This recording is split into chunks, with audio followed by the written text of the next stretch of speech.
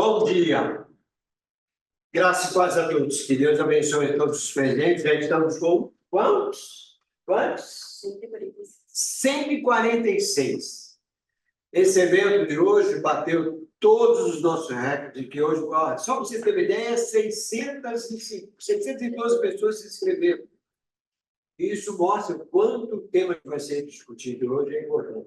Não quer dizer que os demais temas passados deixam de ter uma importância, ele não tem as suas gravidades, tem o seu grau de risco. Também eu falo que tem a empresa grau de risco 1 até o 4, é a mesma coisa no nosso tema. E esse tema é o atual, é o que vem impactar. E aqui tem duas personalidades importantes nessa área de ergonomia, nessa área de estudo do psicossocial, que vai falar com vocês. Mas antes de eu apresentar o professor Eduardo Macaro, que depois vai apresentar a autoridade da ABER, eu quero que nós vamos agora conhecer, mostrar um vídeo nosso institucional para que vocês possam ver qual é o nosso trabalho. Em primeiro lugar, agradecer o Sicovar, na pessoa do presidente da nossa cidade, que deu essa oportunidade, que já estamos 2 anos completando agora, e cada vez mais crescendo, cada vez mais já ultrapassamos a barreira do estado de São Paulo,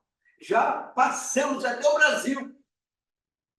Mês passado, vimos gente de outros países aqui participando disso. Isso é bacana. É importante, mostra a importância do nosso assunto, a importância de nós estarmos envolvidos nisso aí. E importante saber, um ponto importante, o conhecimento não é demais.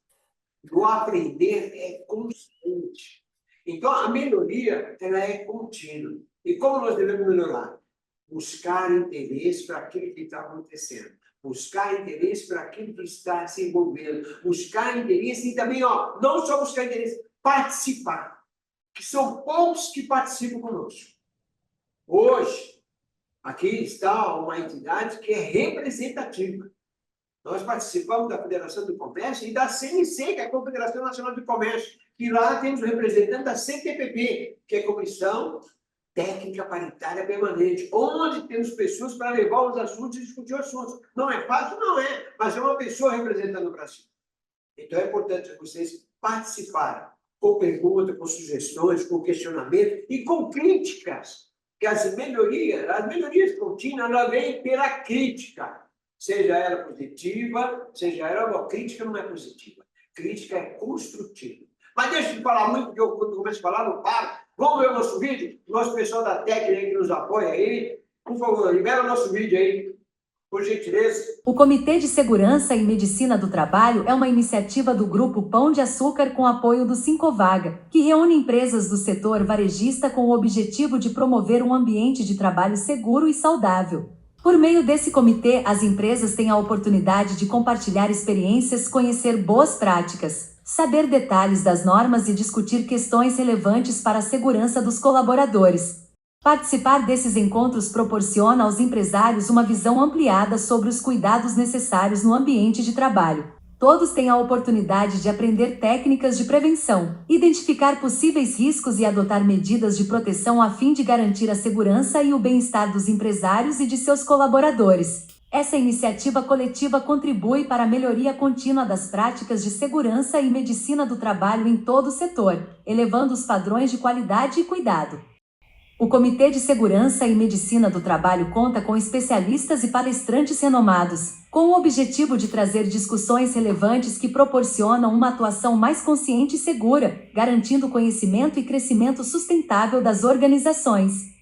Faça parte você também do Comitê de Segurança e Medicina do Trabalho.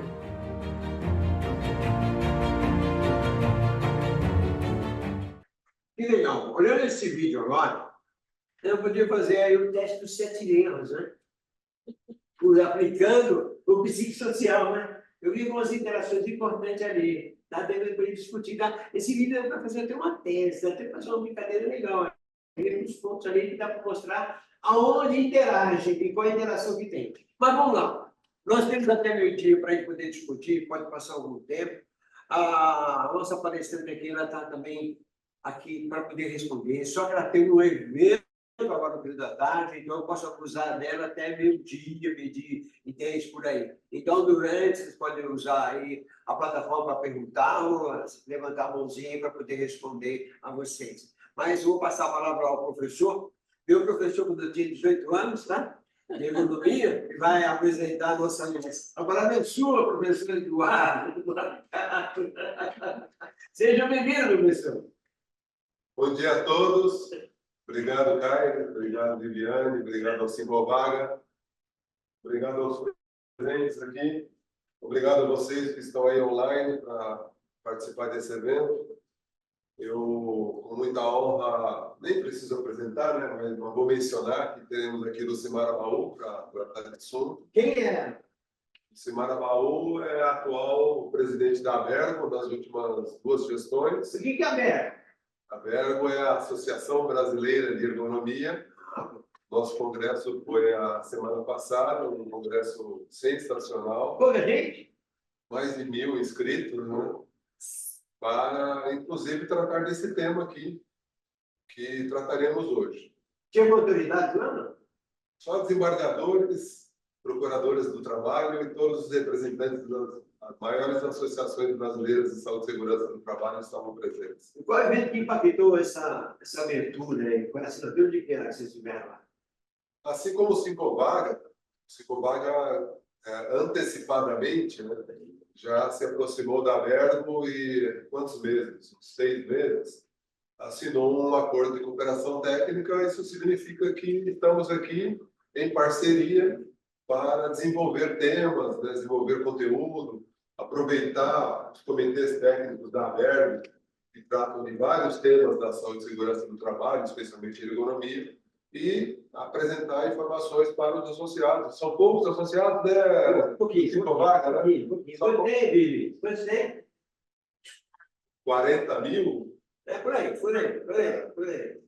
Então, com o impulso, né, a motivação, a exigência de Lucimar Abaú, a Abergo tem se aproximado de entidades importantes e, durante o Congresso, o Ministério Público do Trabalho assinou um acordo de cooperação técnica e também, né, para fornecer informação de qualidade científica e a gente melhorar, né, o acesso à informação importante. Exemplo associado pode usar essa nossa parceria, tá vendo? O associado da Singovaga, o associado da Abergo, as pessoas que ouvem o Ministério Público e recebem informações do Ministério Público, da BHO, da ANANT, da ANEST, da ABREST e várias outras entidades que se aproximaram da Abergo para esse acordo de operação técnica.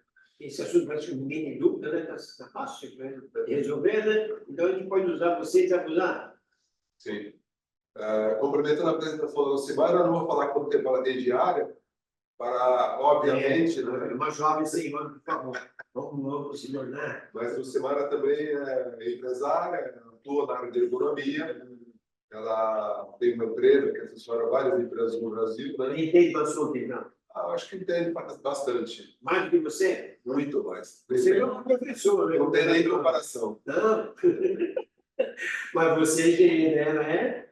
Ela, um dia, como eu, já fui engenheiro. Um dia ela foi fisioterapeuta. Ah, mas você é economista, ela também é economista. É bom a gente fazer esse ponto para as pessoas poderem entender. E é bom dar esse brilho, pessoal. E mudou tudo, porque depois da assinatura lá do economista, as pessoas precisam entender isso. Sim. Eu não entendo, então vocês me explicam, tá bom? CBO do economista, né? Ah, o CBO do economista. Então, eu passo a palavra para a Lucimara, que vai se apresentar de forma mais adequada, né, que é só uma introdução, para que a gente explore esse assunto e desmistifique. Muita gente está preocupado com isso e a preocupação é válida, mas não pode ter medo, tem que ter coragem de enfrentar um assunto que afeta a saúde dos trabalhadores. Então, essa coragem é necessária para entendermos o que é isto e como, né, identificar e resolver. Para isso, nós trouxemos aqui a presidente da Abergo para tratar desse tema. Obrigado. E eu é que agradeço. A palavra é sua. Seja bem-vindo.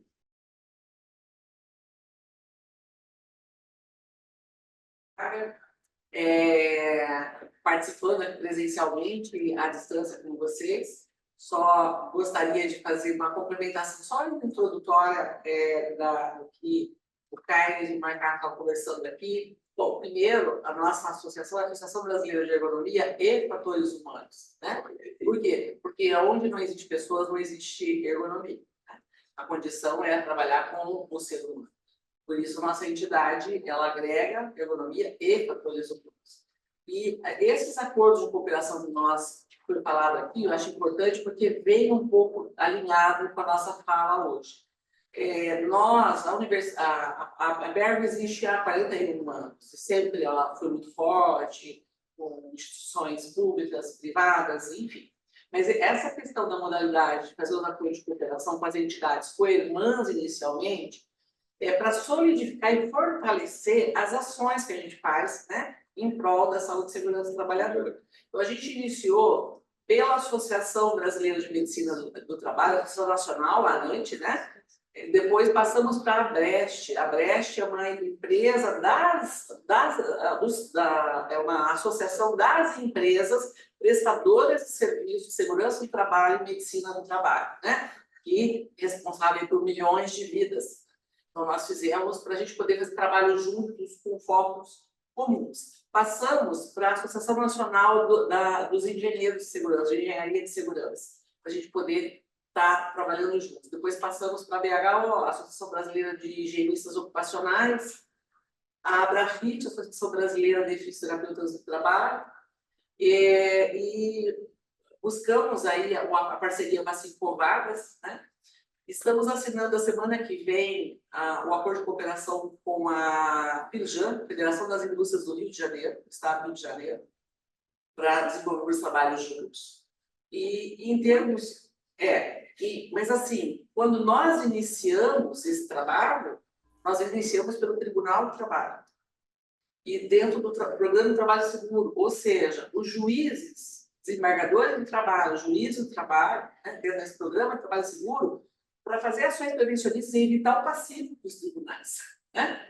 Para as empresas e para os próprios magistrados. Então, a gente tem um programa no trabalho seguro, né? Também que estava lá no nosso congresso, desembargador César Passos, do Tribunal do Trabalho da 10ª região, com a qual a gente iniciou isso, e viemos, e cada vez mais a gente está solidificando projetos, que eu não vou dizer quais são para vocês, são muitos, nós estamos com várias ações. E também tivemos 2 assinaturas durante o congresso que nós tivemos. A primeira foi com a ABEP, a Associação Brasileira de Engenharia de Produção, né? Que nós temos essa parte de projetos, de certificação na engenharia de produção, criamos uma parte básica de ensino para ofertar às faculdades de engenharia quais são os itens do projeto pedagógico, né, de ementa para criar uma base sólida já na graduação, preparar as pessoas na graduação, não só na especialização, né? E a partir disso, agora nós estamos desenvolvendo para áreas da saúde, para áreas de exatas, daí por diante, para áreas de humanas e daí por diante. Então, eu só queria fazer esse release para vocês, então, que a gente vem cada vez mais e trabalhando em conjunto com projetos similares para a gente fortalecer, solidificar e otimizar o nosso tempo de trabalho, né? Nós somos entidades sem fins lucrativos, né? Então, a gente tem que otimizar os resultados e saúde do trabalhador e segurança para todo mundo. Bom, dentro desse contexto todo, a gente tem acompanhado aí junto ao Ministério do Trabalho, tem as CTPPs, tem as questões dos sindicatos que a gente tem conversado, com as entidades, etc. E aí vem essa publicação de incorporar, né, aí em agosto desse ano, a questão do psicossocial obrigatoriamente para fiscalização. Mas eu queria fazer um resumo com vocês muito rápido. A ergonomia no Brasil começou em 1955.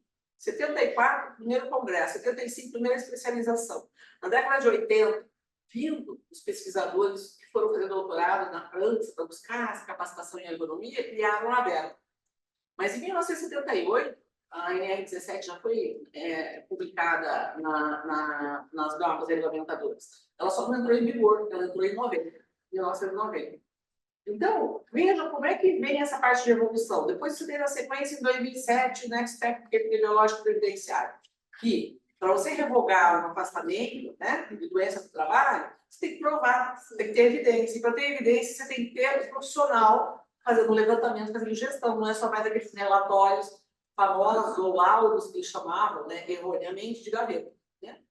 Então, a gente veio, depois de 2014, foi publicado várias normas ISO de ergonomia específica, preparando o preço social, que passou de 0 para 4 itens, 21, 58, e depois foi desativado. Ou seja, não entrou a ergonomia nas exigências pontuais, mas houve todo o aprofundamento sobre isso e até a base sólida disso.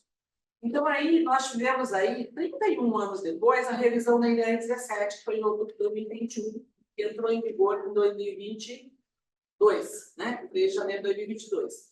Então, a partir dessa entrada em vigor, o que teve de alteração na NR 17? Falando daquela que foi publicada lá em 1990, né? Que entrou em vigor. E nós tivemos a inclusão, dentro da organização do trabalho, dos itens cognitivos, porque é a capacidade mental do trabalho. E os psicossociais já estavam nessa nova revisão, principalmente com o anexo 1 e 2, check-out do supermercado e teletrabalho. Já está lá, já tem a exigência da NR 17. Então, esse item faz parte das investigações de riscos da ergonomia. Agora, o que o governo está querendo é que você prove que está fazendo isso dos psicossociais pontualmente, porque ele está pontualmente na NR 17 na área de check-out, de caixa de supermercado, e na área de teletrabalho. Isso é regra desde 3 de janeiro de 2022.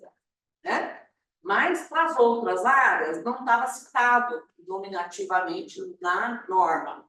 Então, foi colocado isso, daí as empresas entram com desespero, 270 dias para a gente fazer isso. Olha, gente, um bom ergonomista já faz isso há muitos anos. Eu, pontualmente, faço análise cognitiva e psicossocial desde 2007, por demanda de auditoria do Ministério Público, Ministério do Trabalho, de auditor do trabalho, para verificar. Porque quando se fala de carga cognitiva, fatores psicossociais, a regra é assim: quais são os mecanismos de regulação desse trabalhador, dessa trabalhadora, né? Então, ele tem pausas, ele está bem orientado, ele está bem supervisionado, está bem capacitado, ele tem acesso a um banheiro, a água, para poder fazer uma pausa, né, numa situação que ele precise. Todos esses mecanismos fazem parte da organização do trabalho. Se você pudesse resumir que os fatores cognitivos, psicossociais do trabalho está dentro da organização do trabalho. A gente vai falar isso pontualmente e dito pelo Ministério da Saúde, não é do Trabalho. Como é que está? Isso é visto pelo Ministério da Saúde para você classificar se está dando um CID, que pode ser uma doença ocupacional ou não. Deixa eu falar um pouco sobre isso. E entrando aqui dessa questão, né, da carga cognitiva e psicossocial, então estou falando para você que não tem muita novidade. O que teve e uma coisa que as pessoas ficam muito apavoradas, é fazer AEP e não AET. Quer dizer, eu faço uma avaliação ergonômica preliminar e eu faço uma análise ergonômica do trabalho. Eu sempre gosto de fazer uma correlação bem simples que todo mundo sabe, né? Vai fazer uma consulta médica. Uma consulta médica, ele vai lá e examina uma dor tua, né? Uma lesão, uma dor que está te incomodando. Ele verifica que não é nada grave, só na consulta ele te dá um anti-inflamatório, te dá um tipo de encaminhamento básico e vai para casa, e se não melhorar, você volta. Então, isso é uma AEP, uma avaliação ergonômica preliminar. Eu olho com o meu conhecimento técnico, no caso do médico, do ergonomista, eu já decido e faço a recomendação básica e depois vamos acompanhar ele depois se ficou bom. Porém, quando você chega no consultório, o médico olha, o ergonomista olha, e ele vê que o teu ombro não é só a dor. Você fez um teste, você travou, e deu um pinçamento, formigou. Ele vê que tem um caso mais grave na tua coluna, possivelmente uma hernia de disco, pode ser um tumor, né? Ele não vai conseguir só te dar uma medicação e te mandar embora. Eu vou ter que fazer uma análise ergonômica, ele vai fazer uma avaliação, ele vai te mandar fazer uma ressonância, vai fazer um exame de sangue, né? Ele vai fazer um exame mais detalhado, você vai voltar depois para ver exatamente o que é, qual o diagnóstico que eu vou dar, e através do diagnóstico eu vou ver se eu tenho que fazer intervenção que tenha custo, ou intervenção que tenha que fazer mudanças, que eu vou ter que solicitar, no caso da ergonomia, envolvimento das gerências, né? Porque a gente tem aquela famosa palavrinha chamada de custo, né, gente? Quem é que paga, né? Então, você não faz uma gestão dentro da análise de risco se você não falar com o centro de custos.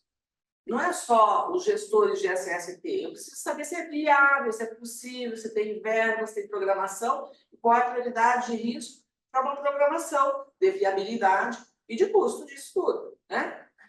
Então, em cima disso, nós teve essa mudança, só que nós, ergonomistas, sempre fizemos, a gente chamava de apreciação ergonômica, não era avaliação preliminar. A gente chamava isso, eu especificamente, desde 1992, descrito por Ana Maria de Moraes, numa metodologia, uma grande ergonomista, que foi presidente da ABER no passado, infelizmente já nos deixou. Tinha método já para isso, só que não estava na legislação, não estava lá na cobrança do auditor fiscal. Então, o que nós estamos fazendo é pegar a prática da ergonomia e só colocar de uma forma estratégica, que a fiscalização vai exigir, né? Então, aí vocês dizem, vamos lá para o nosso foco. Eu tenho que fazer a avaliação psicossocial, carga cognitiva psicossocial na AEP ou na AET, no aprofundamento? Na AEP. Quando eu vou entrar, eu já vou ter que provar para a norma regulamentadora, né, ou GRO, de que eu ouvi trabalhador. Eu tenho que provar.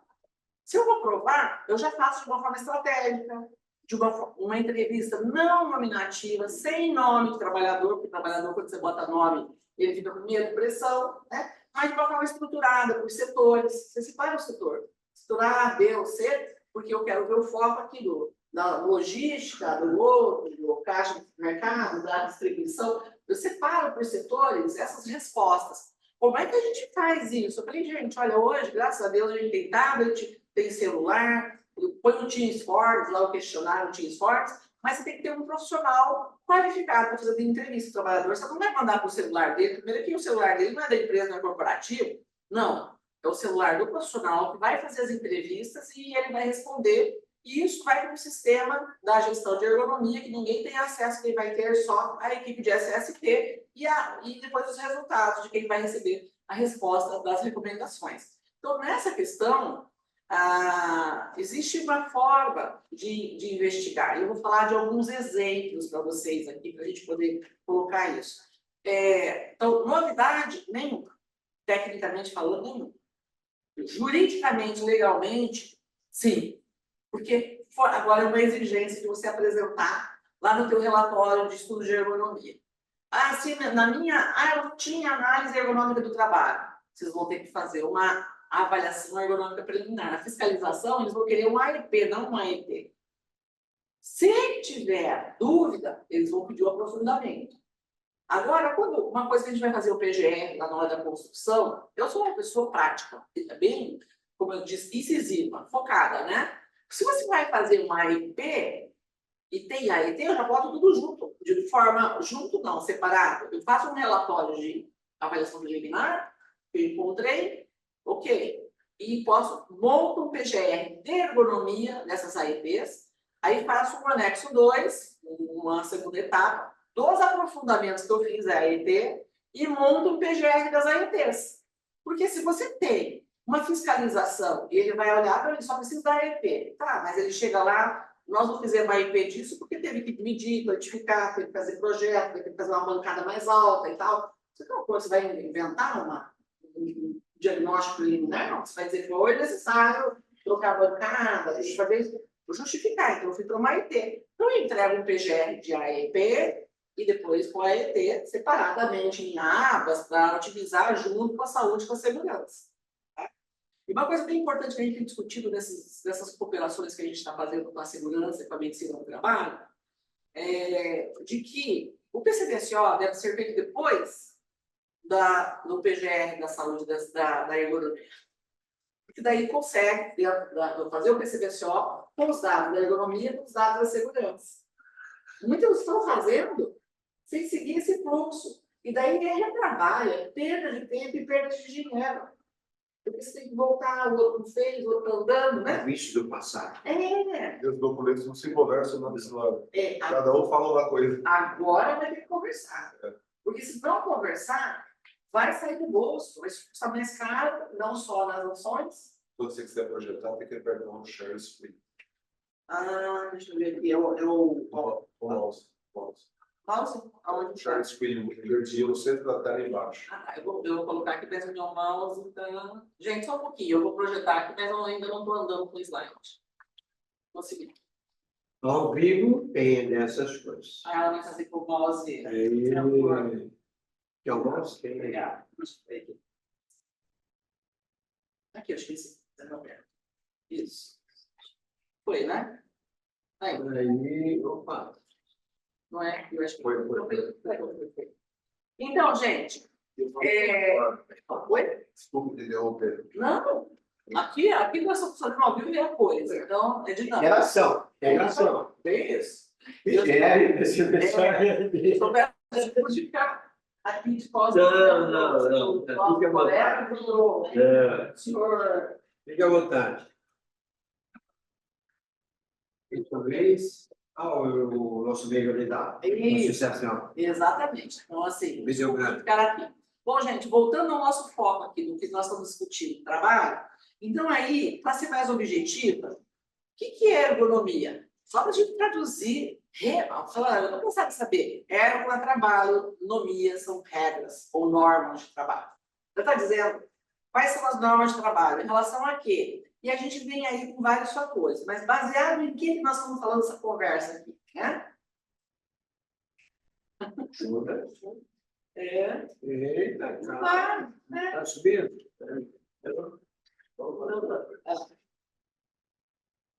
Aí, foi. Mas lá não. Foi. Vai ter que ser com esse aqui, então, né? Tá. Deixa eu voltar aqui. Pronto. Então, já foi. Não estava passando. Bom, eu já comecei aqui com foco, discutindo o nosso assunto. Afastamento por saúde mental cresce 38% no ano de 2022 e 2023. Aí você diz, de que forma? Os benefícios do CIDES-EF. A ergonomia, ela pode ser vários códigos de doença por foco de ergonomia, mas o que a gente mais filtra é o M, que é o músculo esquelético, o problema musculoesqueléticos, né? Dor, coluna, lerdor, lombalgia e tal. O S, por trauma, ortopedia, acidentes, contusões, traumas, quedas, né? Fraturas, daí por diante. E o F, que vem dos aspectos psicológicos, emocionais, psiquiátricos ou psiquiátricos, né? Então, o CID-F é a estratificação das doenças. E a gente teve um aumento do CID-F. Dentro do meu histórico passado lá, eu vi daquela época que teve muita aquela polêmica LER, né? Então a gente tinha muito LER-DORT, que era lesões de membros superiores. Aí veio uma evolução que acabou acometendo mais as lombalgias. E hoje você vê a saúde mental cada vez aumentando mais. Então aqui eu coloquei, os transtornos mentais são a terceira maior causa de afastamentos do Brasil. Esse observatório, muito legal para vocês pesquisarem, que ele é um observatório vivo, que coloca todas as pesquisas do governo, de Previdência, Ministério do Trabalho, Ministério Público do Trabalho, nesse grande fonte de pesquisa, que é do Ministério Público do Trabalho. Ele é ótimo, você sempre encontra tudo que você quiser de dados, uma grande planilha dinâmica de todos os acidentes, afastamentos, daí por diante. E em cima disso, as doenças mais frequentes de 2023, o ano passado, primeiro foi lombalgia. Então, a gente está aí com as dores nas costas, ainda uma coisa importante. Depois, lerdort, que entra queixas de membros superiores, ombro, punho, cotovelo. E o terceiro item é depressão.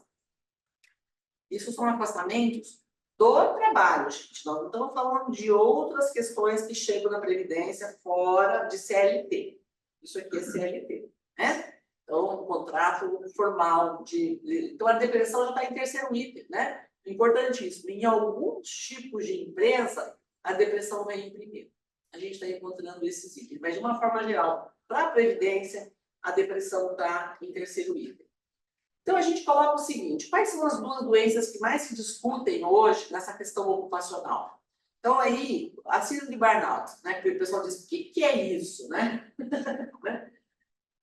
Eu estou traduzindo para vocês, é um estado físico, emocional e mental de exaustão extrema, ok? Que resulta de um acúmulo excessivo de uma situação de trabalho, né? Emocionalmente exigentes e principalmente estressantes, né? E que demandam de muita competitividade ou responsabilidades. Vamos falar fisiologicamente o que acontece. A gente tem uma areazinha no cérebro chamada sistema reticular ascendente. Nós temos assim, duas formas de pensar nossa memória. Córtex cerebral, que elabora as respostas intelectuais, as coisas, as reações elaboradas. Então, você cumprimenta alguém, você dá uma resposta, faz a tarefa. E nós temos um espaço da amígdala, não essa amígdala da garganta, esse sistema imunológico, uma amígdala no cérebro. E essa amígdala que nós temos no cérebro, ela é um foco de respostas automáticas de sobrevivência. Então, é ela que dá fome, dá sede, dá sono, que você está andando na rua, você ouve um estouro, você parece um tiro, o que você faz? Você primeiro tem que ter aquela segurança, né? Ou, de repente, houve uma buzina, você tem que parar para olhar se não é para você, se não sou eu que estou sendo alertado por alguma coisa, isso é a amígdala. Uma caixa está caindo. Automaticamente a pessoa vai pegar, mesmo sabendo que ela vai se machucar, porque o reflexo de defesa para evitar o acidente ou aquela queda. Então, isso chama amígdala. E a diferença da amígdala e do córtex é assim, uma resposta, eu digo, bom dia, Carlos, está tudo bem com você, né? Aí o Carlos passou um dia muito difícil, muito complicado, muito parará, ele não está tendo um bom dia, né? Bom dia, por quê? Se ele for usar a amígdala, é essa a resposta. Bom dia. O dia por quê? Por quê? Ótimo dia. Tá. Então, a amígdala é aquela resposta automática, é a impulsividade, é aquela irritação que você faz sem pensar. Isso leva 1 milésimo de segundos. Agora, o Caio, mesmo estando com um dia ruim, isso não tem como. Não, para. Olha, estou indo, estou me esforçando, né? Se a gente tiver a oportunidade de conversar, tudo bem. Mas, se não, ele vai elaborar que não adianta ele ficar sendo grosseiro comigo ou sendo mal-humorado comigo, porque eu não vou entender que eu não estou sabendo o que é ou achar que é comigo o problema. Aí ele usa os fatores psicossociais, entendeu? Essas que eu estou colocando, né? Então, gente, demora 2 milésimos de segundos para dar essa resposta. Então, quando eu vou fazer uma coisa bem elaborada, coerente, treinamento, na relação de um líder com a sua equipe para explicar os erros, né? Ou de um colega para o outro, sabe, botar batata, mas você não pode, vamos conversar, vamos resolver, demora o dobro do tempo para elaborar a resposta. Então, a tendência, muitas vezes, da pessoa é explodir.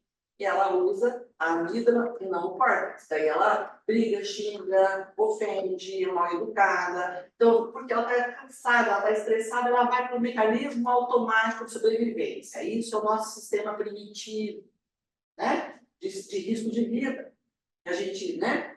E a gente tem reações absurdamente diferentes quando a gente corre algum risco. Então, essas respostas automáticas, tipo de inputs, outputs. Inputs é o que eu preciso, outputs como eu respondo, né? Então, depende da forma que eu estou supervisionada, capacitada, que eu dou subsídios para poder fazer essas válvulas de escape.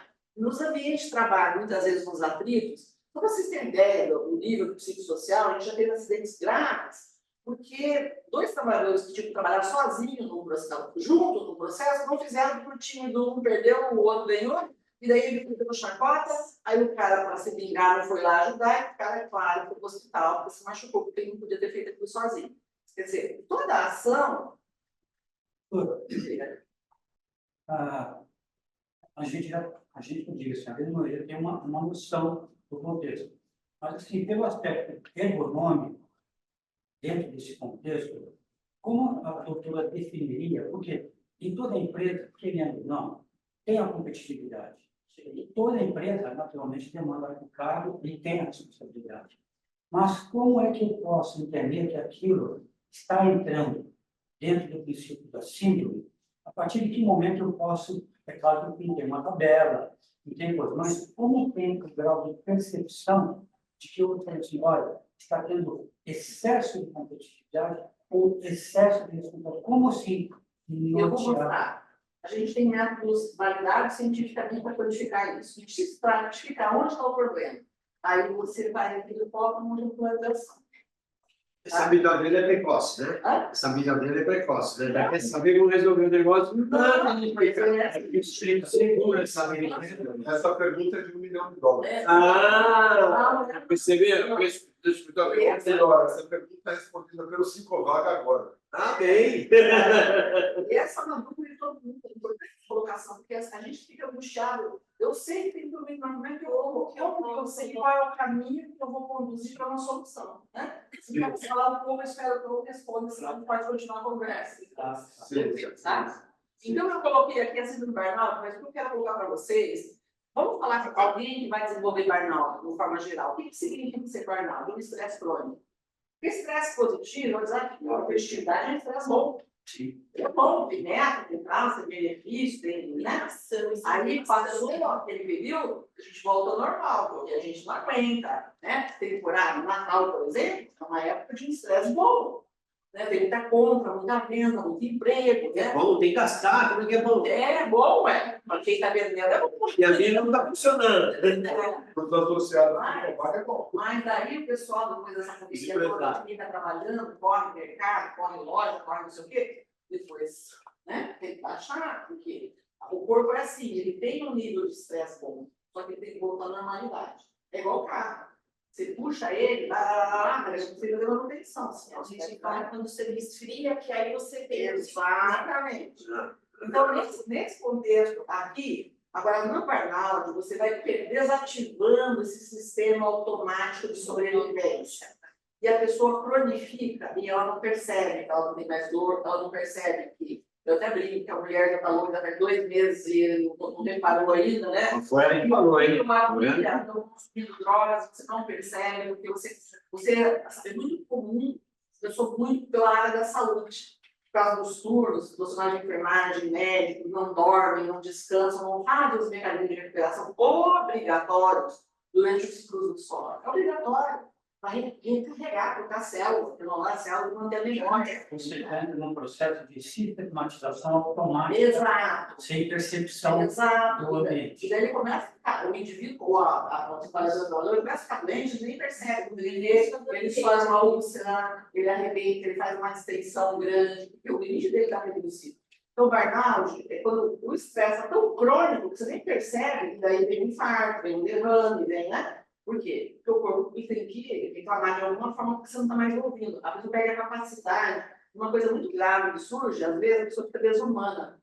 Como ela não percebe as emoções do outro, ela fica muito objeto seca. Nossa, né? A gente é insensível. É muito comum isso, né? Porque a pessoa fica apática para ela mesma. Ela não percebe que ela está sofrendo, ela precisa de ajuda.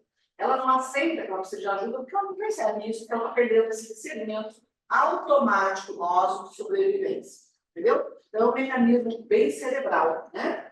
De uma cronicidade. Por isso que, muitas vezes, se desenvolve esse síndrome do pânico. O síndrome do pânico é descarga de pedido de ajuda, é uma descarga elétrica, enquanto eu tentar reorganizar um sistema elétrico e circulatório. Não vou dar Doutora, síndrome do pânico, é? Olá, boa tarde, vocês estão ouvindo? É uma descarga elétrica. Doutora Lucimara, o áudio está muito ruim, a gente não está conseguindo entender quando a senhora se vira e muda de posição. Tá bom, então eu vou falar de frente, então, desculpa. Vamos lá. Pode deixar. Então, a gente está Obrigada, desculpa interromper. É que só não apenas quando ela vira, mas também se vocês estão conversando, a gente não consegue ouvir, porque vai interferir na voz de todo mundo, por isso. Tá bem. Ok, obrigada. Vou pedir para a senhora ligar o seu microfone e desligar esse aqui, por favor. Deixa eu ver. Melhorou agora o som? Vai dar. Microfonia, né? Vou fechar. Ok. Vamos lá, eu vou ficar falando mais para vocês aqui, porque daí direciona mais. Mas estou colocando, eu não estou fazendo análise do psicólogo, do psiquiatra sobre burnout. Eu estou fazendo uma análise fisiológica. Como o cérebro funciona nesses circuitos, né? O pânico, na verdade, é um estresse cronificado, de repente, que eu não resolvi. E quando ele tem essas taquicardias, etc., é uma forma de... Teria que fazer um desenho para vocês, mas existe um gráfico, como no elétrico do coração, tem o do estresse crônico. Tem gráfico para isso, o que acontece com o nervo do coração, que ativa, dá taquicardia, saca a boca, gela a mão. Tem todo um mecanismo elétrico que ativa o cérebro para isso, né? Para poder se reorganizar e voltar à vidinha normal nossa, entendeu? E assim, eu estou um grande alerta de um estresse grande que eu não estou conseguindo sair do tranco, né? Desculpe esse linguajar, né, popular, mas é essa coisa de resolver esse problema. Mas o que eu ia colocar? Hoje a gente tem muito dentro das empresas a síndrome de burnout e temos também a... Também, continua. Não, eu quero mudar aqui, agora foi. A depressão, né? Existe a depressão primária, que é uma disfunção química, e a depressão prostração reagente à insatisfação. Então, sobrecarregado, horas extras excessivas, porque eu não tenho tempo de recuperação, porque o meu corpo não tem tempo de botar as coisas nos lugares. Então, eu vou baixando o meu sistema de defesa. Pode ver que a pessoa depressiva, ou deprimida, ou prostrada, ela pega mais gripe, ela tem uma dor mais intensa, porque o seu sistema imunológico é proporcional ao humor, ao estado emocional. Por isso que a dor é maior no trabalho, a volta mais rápida, é mais intensa, porque eu estou sem as defesas imunológicas dos hormônios, dopamina, serotonina, endorfina. São vários hormônios que, a adrenalina, né, que ativam esse vigor, disposição e que tem menos dor, menos cansaço. Porque dor e cansaço todo mundo tem todo dia, né, gente? Não tem uma pessoa que não tenha dor todo dia, fadiga todo dia. Só que isso é fisiológico. Eu descanso, eu boto tudo em ordem. Igual a casa da gente precisa de organização, ok? Bom, continuando aqui, só vou fazer muito rapidamente colocar a NR17, que entrou em vigor em janeiro de 2022, fala dos objetivos do campo da aplicação, da avaliação, mas no item 4 da organização do trabalho, que depois tem carga, mobiliário, máquina, etc. Mas na organização do trabalho, que aqui nós entramos, é o item que está ligado ao nosso assunto, né? A organização do trabalho leva ao quê? Eu olho as normas de produção. Qual é o ritmo do meu trabalho? O modo operatório, é em pé, sentado, exige muito mentalmente, exige relacionamento com o público, que tem uma carga mental muito grande, ou vou trabalhar com um programa de computador, que também tem carga mental muito grande, ou tenho que trabalhar com prazos, né, que a pressão é muito grande. E aí vem o conteúdo da tarefa, os instrumentos para eu fazer isso. Os instrumentos para sua maquinário, eu tenho recurso para fazer bem feito o meu trabalho, eu tenho que ficar engembrando, dando um jeito, né? E daí, não só posso me machucar, mas como não fica bem feito, a gente fica insatisfeito, né? E aí vem esse item F, que é os aspectos cognitivos que possam comprometer a saúde e segurança do trabalhador. Quando eu vou avaliar o cognitivo, eu tenho que trabalhar o psicossocial junto. Porque é difícil você avaliar um só. Então, aí, a gente tem os fatores cognitivos no trabalho. O que a gente tem dentro desses fatores? O processamento da informação, o ato de pensar. Então, eu penso. Aí eu percebo a informação que me passaram. Cada pessoa percebe de uma forma diferente, tá? Então, um percebe mais rápido, o outro percebe o outro. Por quê? Porque vem base de valores, de formação, de educação, escolaridade, né? Perfil da pessoa. Memória, a minha capacidade de reter memória. E a memória, ela tem uma dependência muito grande. Primeiro perfil, tem pessoas que memorizam mais vendo, outras ouvindo, outras têm que anotar, têm que escrever, né? Muda de pessoa para pessoa. E muda também quem dorme. Quem não trabalha de dia e dorme à noite, tem que dormir entre 6 e 8 horas no mínimo.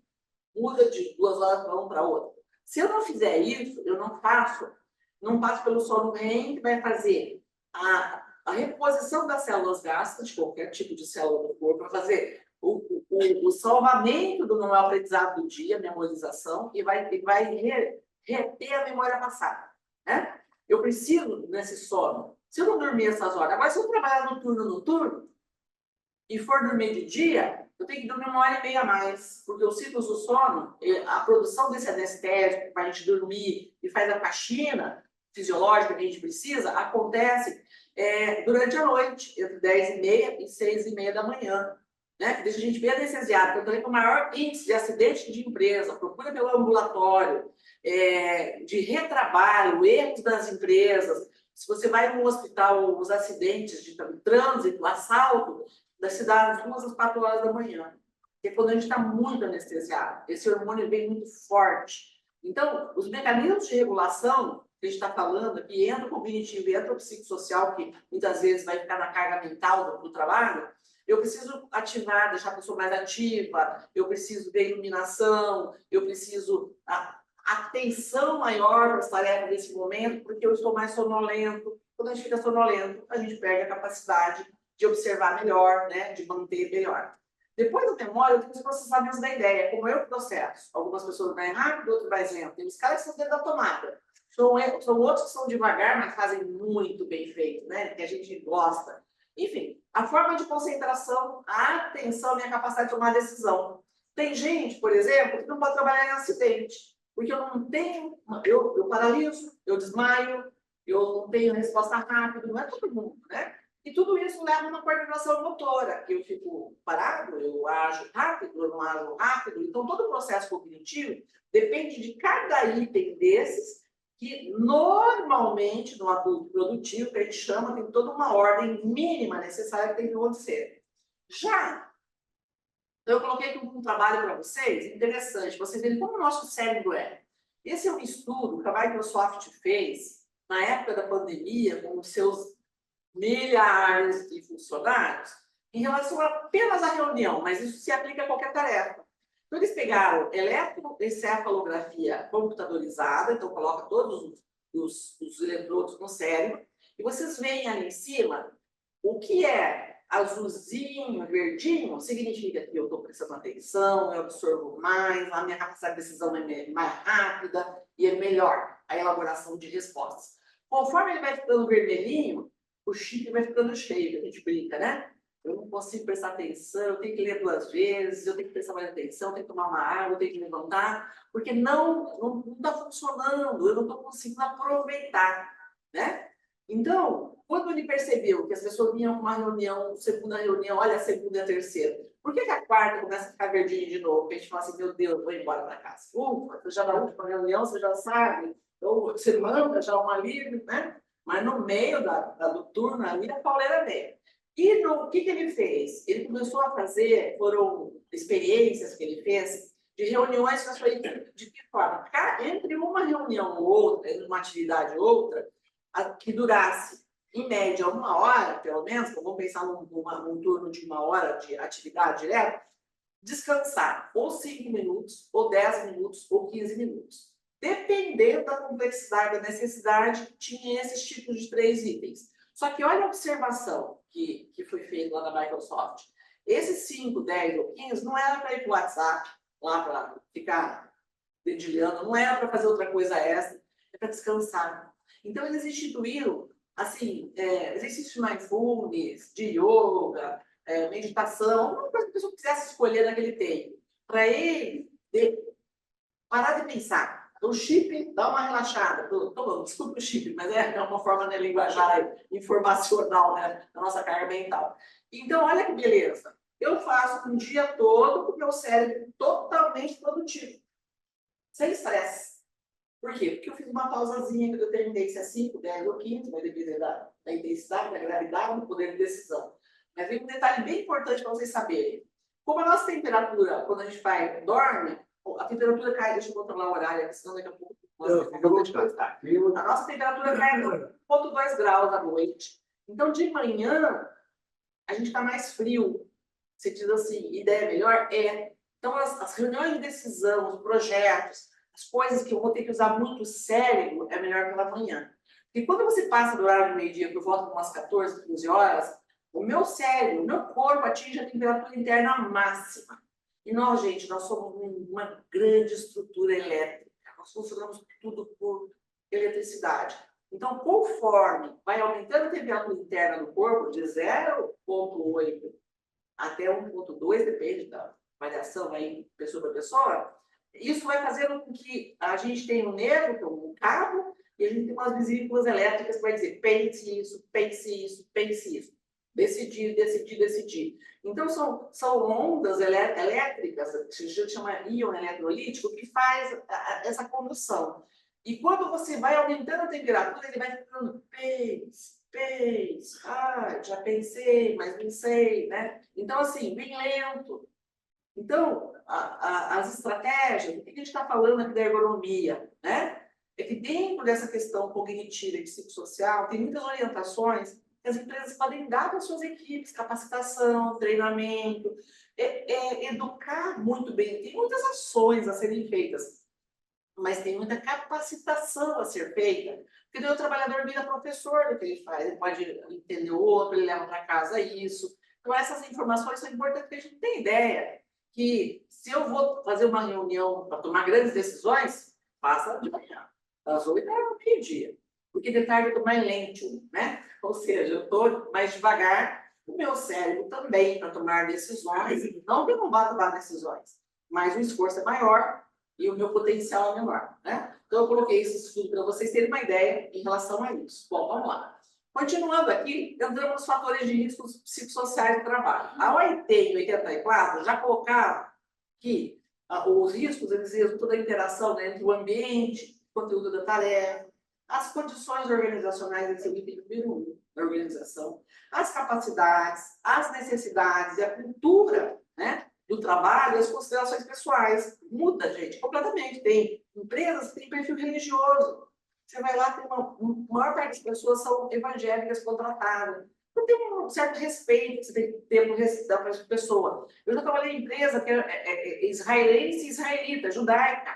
Tinha um perfil obrigatório de gestores. Eu tinha que adequar a ergonomia a um perfil religioso que a empresa não abre mão, né? Então, você vê aí os frigoríficos, quando você tem as auditorias super intensas sobre a questão de abates, né? A forma de abate do alimento, a forma de transporte, né? Os tempos, uma peça de uma desossa, ela vai, a pega dá uns 6 graus, 8 graus. Se é para exportação, é para 4 graus de temperatura que o cara pega a peça aí. Então, tem um resfriamento maior, uma pressão maior. Por quê? Porque vai para exportação e são muçulmanos, são judeus, né? Eles têm métodos para comprar aquele produto daquele frigorífico, daquele abatedouro, etc., da forma de produzir.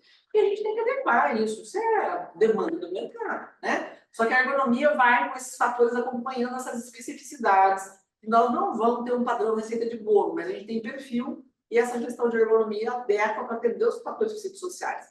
Então, tem fatores extra-laborais, tem coisa que é da casa do indivíduo. Aí tem metodologias, não vou contar para vocês que tem zilhões, mas método para saber. O fator psicossocial é na empresa ou é em casa? Se for em casa, é difícil de resolver.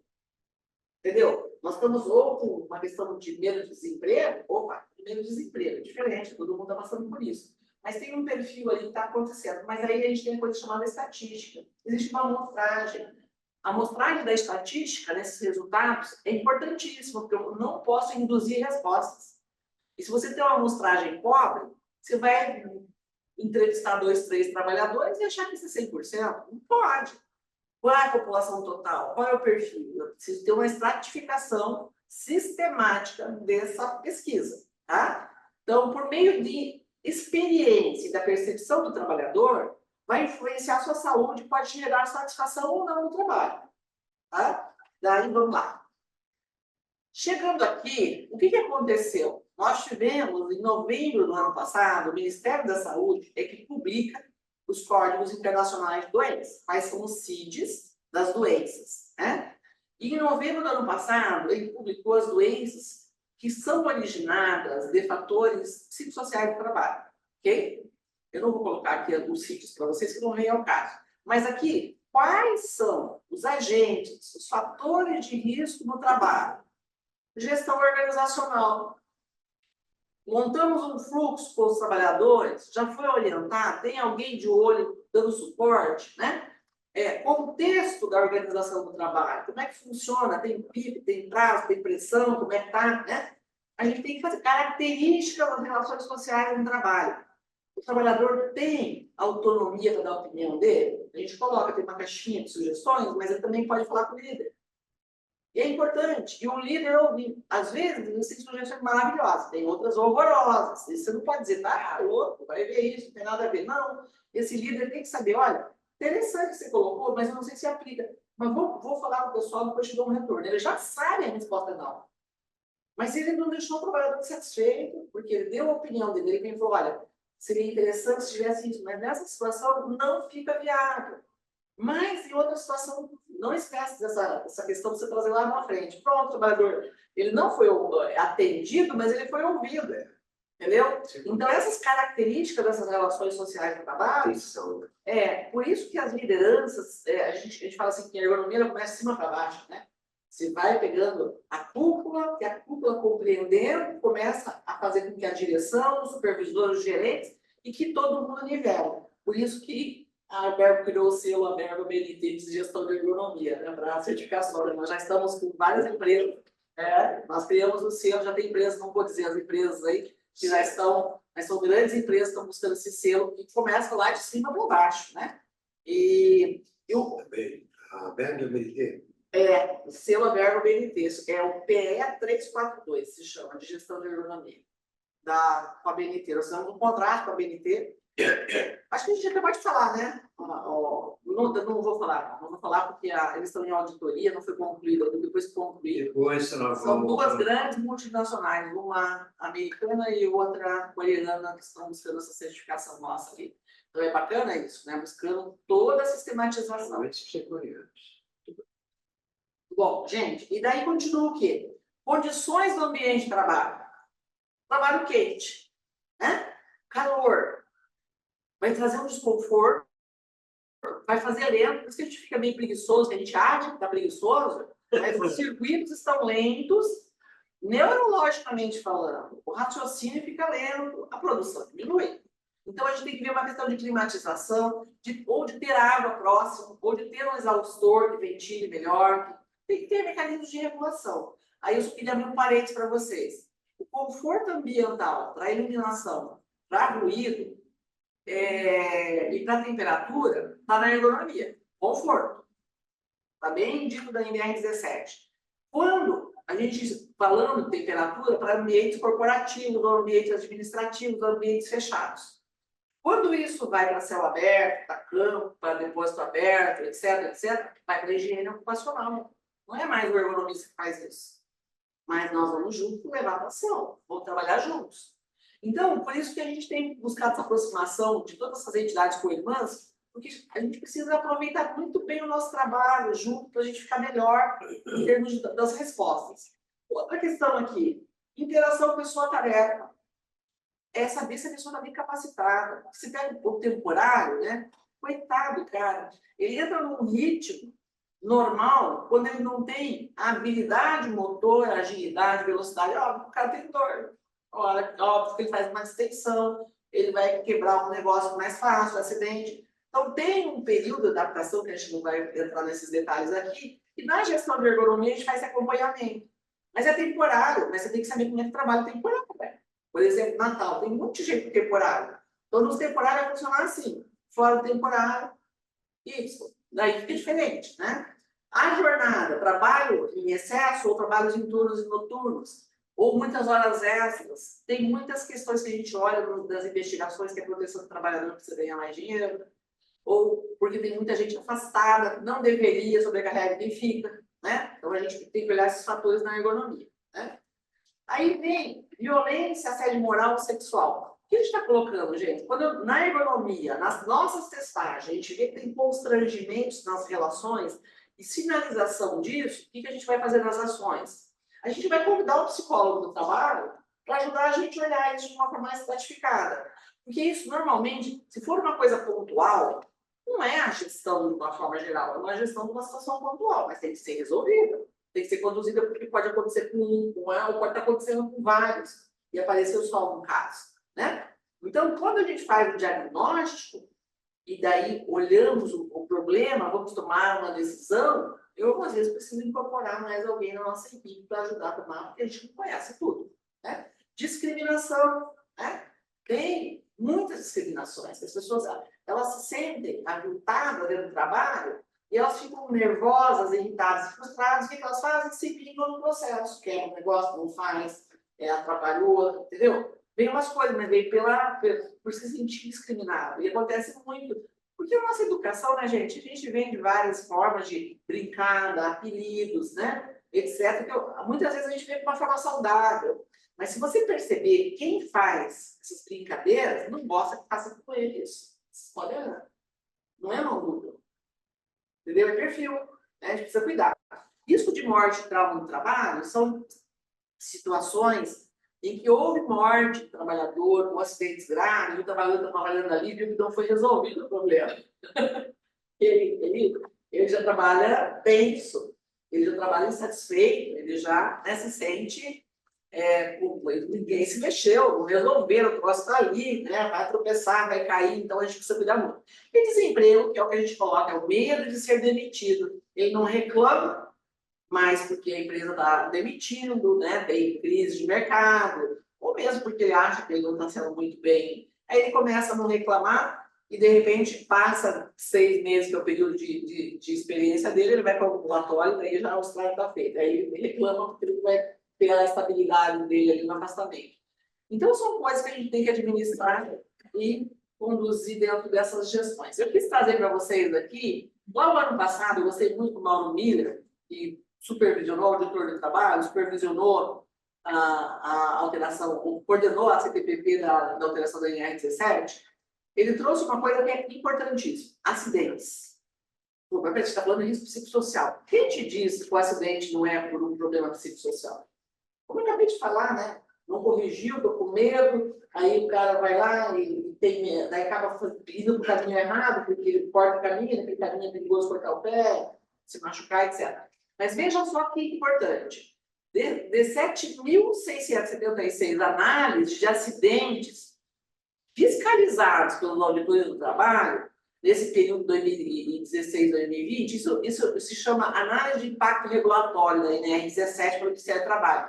Ele está fazendo isso periodicamente, deve sair uma outra daqui a pouco, né? Mas os próximos 4 anos, vamos esperar em 2025 venha os próximos 4 anos. O que ele coloca?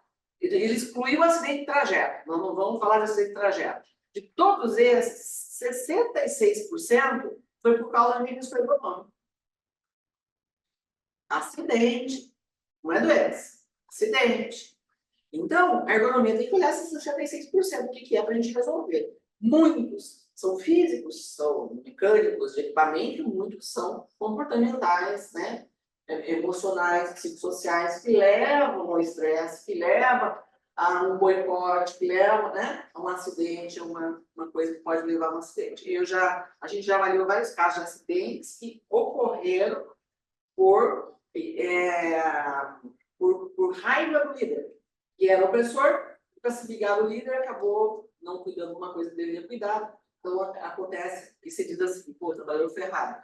Eu acho que o processo foi errado. A gente precisa organizar, porque quem lidera tem que ter perfil conciliador, mediador, tem que ter foco. Tem que ser bem competente, né? Supervisionar, ser firme, mas tem que ser mediador. Não pode tratar as pessoas na chibata, porque não existe mais essa forma de relações de trabalho. Até existe, mas está sendo fiscalizado por aí, né? Então, a gente precisa ver isso. Eu quis colocar para vocês, desses acidentes, esses 66% que eram ergonomia, o que eram as origens? Fatores de gestão do trabalho, fatores de organização e gerenciamento de materiais e meios, fatores de gestão do ambiente, gestão da tarefa e atividade, organização e gerenciamento pessoal, gestão de projetos, programas, gestão de produção, gestão de manutenção. Então, veja, a maior parte desses acidentes que tinham o foco da ergonomia, tinha foco da organização do trabalho, gestão, mau gerenciamento. Não é modo operatório, que fez certo ou errado para botar na prateleira A, no local X, no B. Não, não é isso. É a gestão de quem coloca como coloca. E isso fiscalizado pelo Ministério do Trabalho. São as fiscalizações do Ministério do Trabalho. Imagina que não é fiscalizado, né? Doutor, só um minutinho. Diga. Chamou a atenção, pode botar o papo anterior? Vai. O que chamou a atenção foi essa questão, porque às vezes há uma falsa ideia, né? Ali apareceu como fatores de organização e gerenciamento do pessoal, um percentual muito baixo em relação a fatores da organização. Porque, às vezes, ocorre nas empresas que atribui-se uma certa, entre aspas, culpabilidade à questão da gestão de pessoal. E a doutora está mostrando que não é isso. Isso é uma fantasia que se criou para tirar o foco. Gostaria que todos fizessem algum comentário entre esses dois tópicos, que chama, na minha opinião, chamou a mim muito a atenção. Você está falando mesmo dos fatores de gestão do trabalho, que é o primeiro? E naquela parte que é gerenciamento de pessoal. Aqui, Tá? Esse esse. Se Porque você... é um distanciamento muito grande, porque toda essa questão da análise foca o ser humano e desdobra-se na organização. Só que, pelo que eu entendi, e pelo que eu está demonstrando, as empresas fazem o contrário. Desdobra-se o pessoal na gestão, atribui-se a questão do pessoal como um fator que ocasionaria a marginalidade, que é o contrário. Eu acredito que aqui o fator maior de gestão é um todo. E ali da forma de pessoas, ele está mais estratificado. Eles conseguiram estratificar o foco. Tá? Mas eu acho que isso é individual pela marca. Essa palavra gestão aqui é um Isso, mundo, eu acho muito gestão, É, cobrança, eles colocaram aqui embaixo, vigilância. embaixo está estratificado. Ok, obrigado. Ok? Bom, gente, vamos lá. Alguns métodos de identificação de perigos e avaliações, né? As pessoas perguntam, vamos criar um questionário. Já fizeram isso. Falei, gente, para você criar um questionário que tenha valor científico, você tem que pegar vários métodos. Eu uso por criar, por exemplo, o Alpha-Crompa, que é um método de estatística que você vai criar um questionário que não é intuitivo, mas para você o risco de você fazer alguma coisa manipulada, não no mau sentido, mas de uma forma errônea estatística. Então vamos tentar começar por coisas validadas cientificamente. Aquilo que a ciência já disse, e naquele percentil, naquele grupo, naquela situação, isso aqui tem um valor, né? Então, eu vou alguns exemplos para vocês aqui. Eu coloquei aqui as diferenças que nós temos aqui do foco, né? Avaliação ergonômica preliminar, então a gente dentro disso olha a organização, manuseio, então isso é a NR17. Mas puxando para o nosso assunto aqui, vamos falar aqui do NASA, né? O NASA é um questionário de avaliação cognitiva, sobre sobrecarga mental de trabalho. E ele foi criado pela NASA americana, dos Estados Unidos, lá para os astronautas. E depois ele deu tão certo para perceber quanto que ele estava com carga, se estava no vácuo, se não estava no vácuo, se estava numa pressão de uma tarefa rápida ou ser mais complexa, que eles fizeram uma adaptação para ser utilizado para outras áreas. Então, um método bastante legal. Ele fala de 6 escalas, que olha a escala de carga mental, tempo, performance, reconhecimento, valorização, e faz uma escala que vai te dar um índice se existe um nível de carga mental grande, e daí você vai olhar qual item que foi impactante. Foi temporal, por pressão? Foi mental, de raciocínio demais? Foi falta de reconhecimento, déficit social, chamando o cognitivo, déficit social? Então, dependendo da onde aparece mais, inclusive tem um gráfico que gera e tal, né? É uma planilha de Excel que você faz as respostas. Quando eu vou aplicar para o trabalhador, eu coloco no Teams Reports e vou lá fazer entrevista, e daí, graças a Deus, a Microsoft mandou tudo tabulado, gráfico, interpretação, e daí eu vou utilizar para a minha demanda. Então, o NASA é um deles, muito utilizado. O SCAN, a escala subjetiva de carga mental também, ele vai olhar vários fatores que a gente tem de exigência do trabalho, complexidade do trabalho, né? Organização do trabalho, em relação a ritmo e daí por diante. Então, ele vai me dar outra escala também, que vai me dar um nível de criticidade. Aqui tem um outro, que é o WSQ S20, que ele vai falar dentro das questões de carga mental do trabalho, mas também na satisfação do trabalho, projeto psicossocial. E muitas vezes, desculpe ver uma crítica em muitos RHs, que usam questionários criados sem ser um questionário validado ou de uma forma estatística. Daí acaba tendo respostas intuitivas, isso não tem valor, daí a gente fica essa coisa de satisfação. Você acha que não sei o quê, não sei o quê, não sei o quê. Não tem valor. Eu preciso estratificar. Estou satisfeito com o quê? Em que nível? De que item? Né? De qual é a importância? Porque daí eu vou tendo um valor estatístico de fidelidade, né? de índice de confiança estatística dessa resposta. Daí eu posso confiar naquele resultado. Senão fica uma coisa meio do questionário. Você está satisfeito? Você está satisfeito? Aí, uma reunião que a gente tem coleta, vamos tomar algumas decisões, mas ciência, né? Precisa ser aplicada, né? Praticada dentro dessa sistemática. Então, ele dá um nível de satisfação, que ele vai falar sobre satisfação no meio ambiente, em relação intrínseca, né? E nas relações interpessoais, daí por diante. É um outro questionário. Outro aqui que eu utilizo, o Eros. Esse é um questionário, que aqui aparece o nome lá na tela, não aparece. Esse é um questionário que foi validado por uma indústria espanhola. E ele tem uma escala só de fatores cognitivos e outra escala só de fator psicossocial.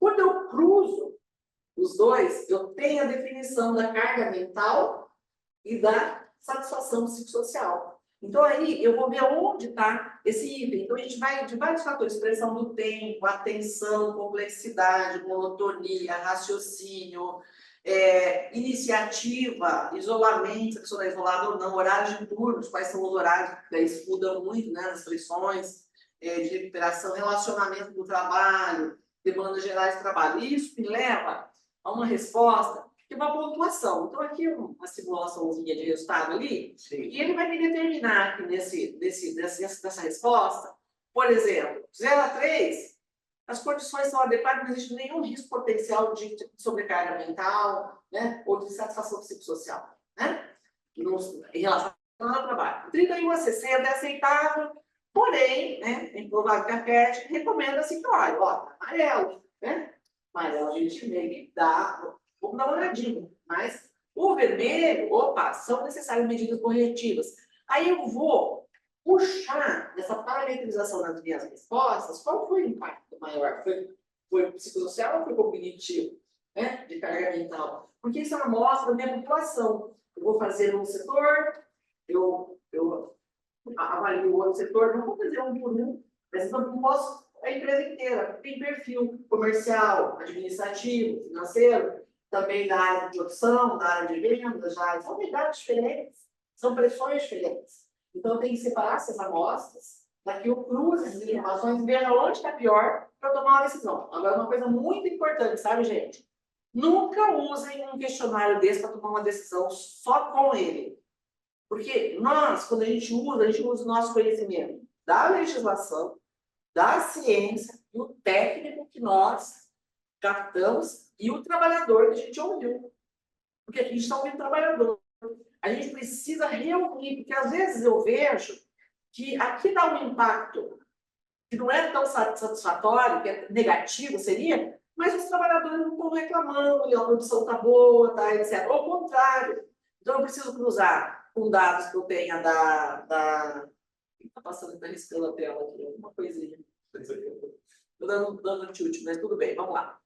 Então, a gente precisa tomar cuidado, porque esse resultado aqui, ele não é congelado. Eu preciso de outros fatores. Eu vou reunir. Quando você dá uma devolutiva para uma empresa das respostas, eu vou reunir todo mundo que precisa ouvir. Até o pessoal fala assim, todo mundo vai ler o relatório, eu vou fazer todo mundo ler. Quando eu faço a devolutiva, todo mundo lê junto, eu mostro por que a gente fez, que método que a gente utilizou, quais são os pontos positivos, porque por isso começa com a empresa. O que ela tem de bom naquele aspecto que a gente está pegando?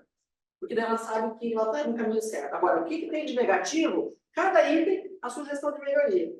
Aí, para onde vai isso? O gerente X, Y, Z, sete custos, quem que vai mudar? Aí vem o plano de ação. Deixa eu falar um pouquinho sobre isso, tá? Aqui é uma outra, acho que a tela aqui riscou alguma coisa aqui, mas tudo bem. É um outro questionário. Aconteceu parece que o mouse mexeu, né? Será que foi? Não, mas enfim.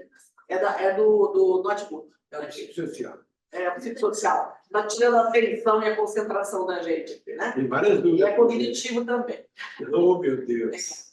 Onde é possível conseguir esses questionários? Ixi, eu vou começar a pedir cognição, o pessoal que eu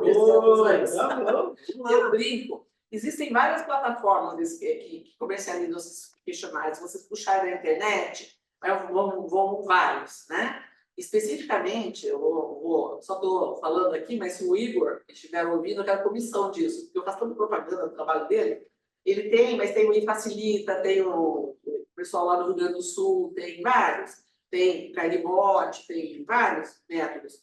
Mas esse aqui, especificamente, é do AeroStorm. É um software que você, na verdade, um programa que ele vende, tem um kit para tudo que você pode imaginar. e daí você compra individual, coletivo, por trabalhador, você compra por CNPJ ou para você. Esse, por exemplo, não aparece ali, mas tem meu nome no CPF, entendeu? Eu não posso passar para ninguém porque está atrelado no produto que eu comprei, né? Posso piratear. Mas que é acessível, é bem acessível em compras dentro desse sistema. Tem vários métodos no mercado, tá? Esse especificamente estou mostrando para vocês, Eduardo Farm, né? É um programa que mostra, parametriza, que tem os direitos autorais. Em todos os questionários, em cima tem a fonte. Porque a gente tem que pôr no nosso relatório, de onde é que veio, quem te validou, que data que validou, o que tem de atualização daí por diante, ok? Só precisa de uma ajuda do meu horário, para ver se eu não estou... 10 minutos. Falta 10 minutos, então vamos mais rápido. Aqui, gente... Chato. Minha vida aqui tá para você. Aqui é um questionário de psicossocial especificamente, né? E aqui vem a definição, tá vendo? Dentro da definição dos fatores, você vê um gráfico, ele vai dar o foco. É sobre relações interpessoais e ambiente, é psicossomático de condições de trabalho, porque às vezes o estresse faz a gente ter doenças ou sintomas que não existem, entre aspas, num exame clínico, né? Pensando num exame laboratorial, por exemplo, né? Mas azia, né? É um estresse, né? A gente usa controle, gente, as empresas, os nossos grandes indicadores é o técnico de enfermagem, são grandes parceiros nossos para ver, porque se existe um CESB, se existe um médico de trabalho, tem aquelas medicações básicas que você tem naquele local de trabalho. Analgésico, antiácido, para dor de cabeça, relaxante muscular, são coisas que é permitido que se tenha.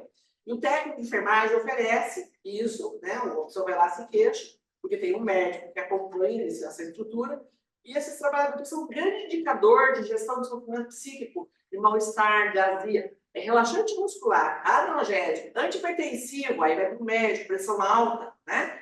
Então, a gente usa muitos exames, as prescrições do médico. Ah, mas a gente não tem acesso. Fala para o RH, tem os atestados que chegam, quais foram os afastamentos que foram, quais foram os motivos. Diarreia? Opa, diarreia é uma coisa no restaurante, ou porque a pessoa está nervosa, ou, né, entendeu? A gente tem nervoso, tem gente que tem diarreia no sistema nervoso. São indicadores que a gente usa. E quando a gente monta um bom programa, para de consumir essas medicações. É um grande indicador. A economia no ambulatório, no serviço lá, normalmente eu tenho que ser com enfermagem, tá? Esse controle, é a redução de custo de medicação, né? Diminui o estresse. Então, aqui tem, se é administrativo laboral, se é gestão do tempo de carreira, né? Estou insatisfeito que não vejo projeto de carreira, né? Eu vejo que não tem cargo para mim, eu vou ganhar isso a vida inteira, né? O ser humano foi feito para desafios. A gente, 90% da população não gosta de um outro ninguém. Tem 10% que gosta de ficar ali, embora e ter fundações, né? Mas 90% não. Ele quer ser valorizado, ele quer ser motivado, ele quer enxergar que ele pode melhorar pessoalmente e financeiramente, né? Então, são fatores. Aqui um outro que eu coloco para vocês, isso eu já passei para vocês, acho que voltou. Aqui um outro, que é um questionário de fator psicossocial do trabalho, tá? E especificamente. Então, você tem uma escala, né, que a gente chama subjetiva, é de 1 a 10, para as pessoas terem uma noção de nota, mas embaixo tem uma escala de muito pouco, e ele vai cruzando ali questões, sua saúde física e mental, se está satisfatória, se você gosta do seu trabalho, se você trabalha frequentemente interrompido, seus esforços são reconhecidos por seus superiores, quer dizer, aí o pessoal diz assim, mas isso não é verdade? Não importa, é o que a pessoa pensa, como ela sente, como ela enxerga. Porque às vezes eu até enxergo errado, estou falando orientar, esclarecer melhor. Porque ela está mal orientada, que isso não existe aqui nesse trabalho. Mas ninguém disse, ela acha que... Então, esse é o problema, tá? Então, dos questionários aqui, que a gente colocou, e aqui, ó, ele vai dar essa resposta. Então, dentro desse questionário, vai dizer se é o ritmo, se existe esse risco de perseguição, assédio, né? Se está relacionado com relacionamentos, tempo de trabalho, interpessoal das pessoas, saúde, reconhecimento, autonomia, envolvimento emocional, apoio, suporte, né? Esse MPF, né, é um questionário internacional validado e que te dá essas respostas. E de acordo com as pontuações que me classifica, eu vou ver onde está o meu gargalo. E nesse setor eu tenho problema de reconhecimento, eu tenho problema de autonomia, eu tenho problema de envolvimento emocional, as pessoas misturam ali, e daí por diante as coisas, né? Então, eles dão uma forma da gente poder tomar atitudes, né? E o risco psicossocial, olha, essa transparência que eu dei no mercado aqui para roubar, para facilitar o mercado, É real. é real, SCD, eu peguei a transparência. Esse método se chamava ITRA, Inventário de Trabalhos e Riscos de Adoecimento, foi criado por psicólogos do trabalho e ergonomistas da Universidade de Brasília. Ana Magnólia Mendes e Mário César Ferreira, excelentes profissionais. E depois ele foi convertido para esse nome, ele foi assim, 2003, 2004, 2006, 2007, eles foram validados. E eles trabalharam muito com pressões de, né, aquela coisa toda de estresse, né, ocupacional.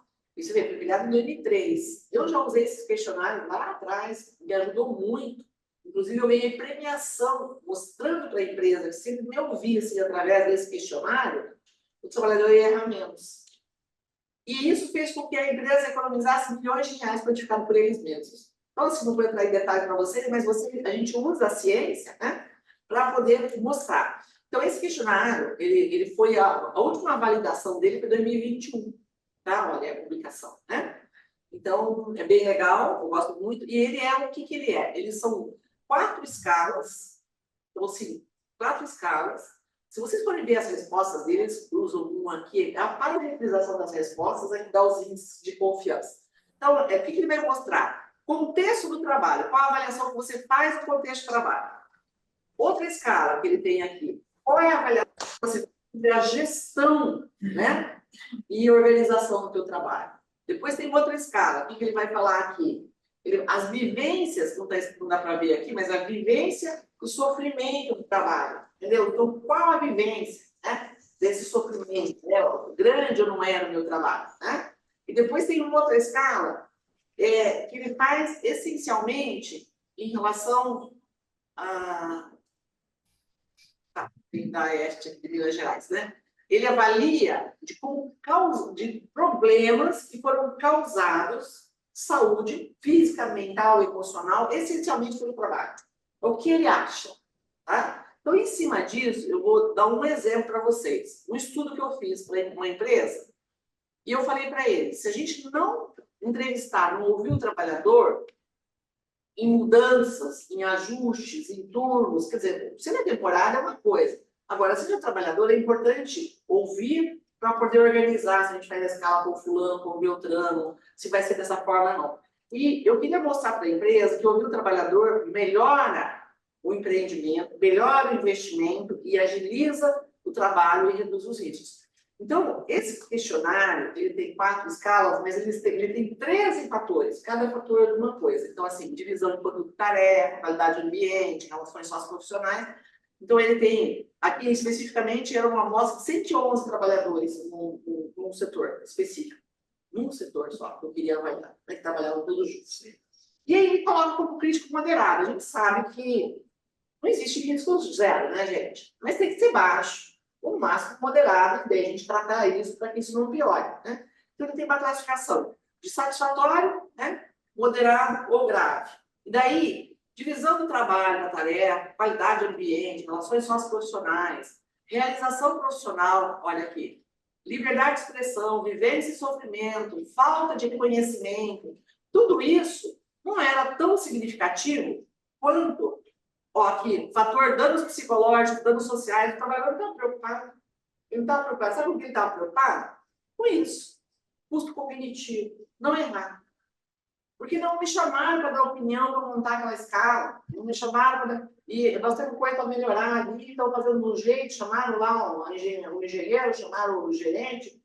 Não chamaram a gente. Ele tem uma ideia boa, a gente vai apresentar o nosso trabalho, principalmente isso que ele executa. Então, nesse caso aqui, o resultado deu muito grave. Os 13 fatores, falei, vai dar cognitivo. O que é cognitivo, gente? Confiabilidade. E chamam, de uma forma errada, erro humano. Por que as pessoas erram?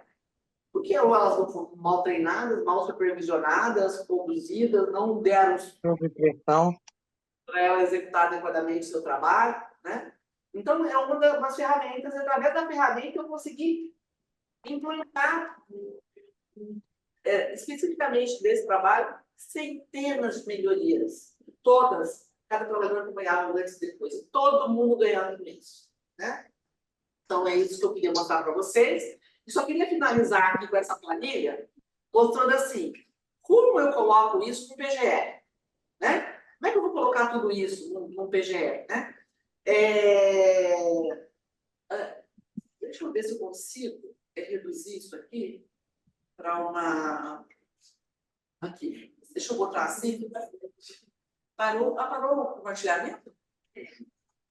Eu só queria que aparecesse isso na tela, que não está aparecendo completamente ali. Uma olhadinha, por favor.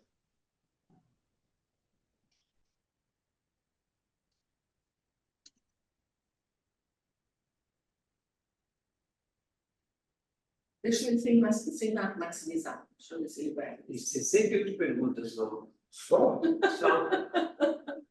Aí eu não consegui responder. Como tinha 20 minutos, senhores perguntas por minuto.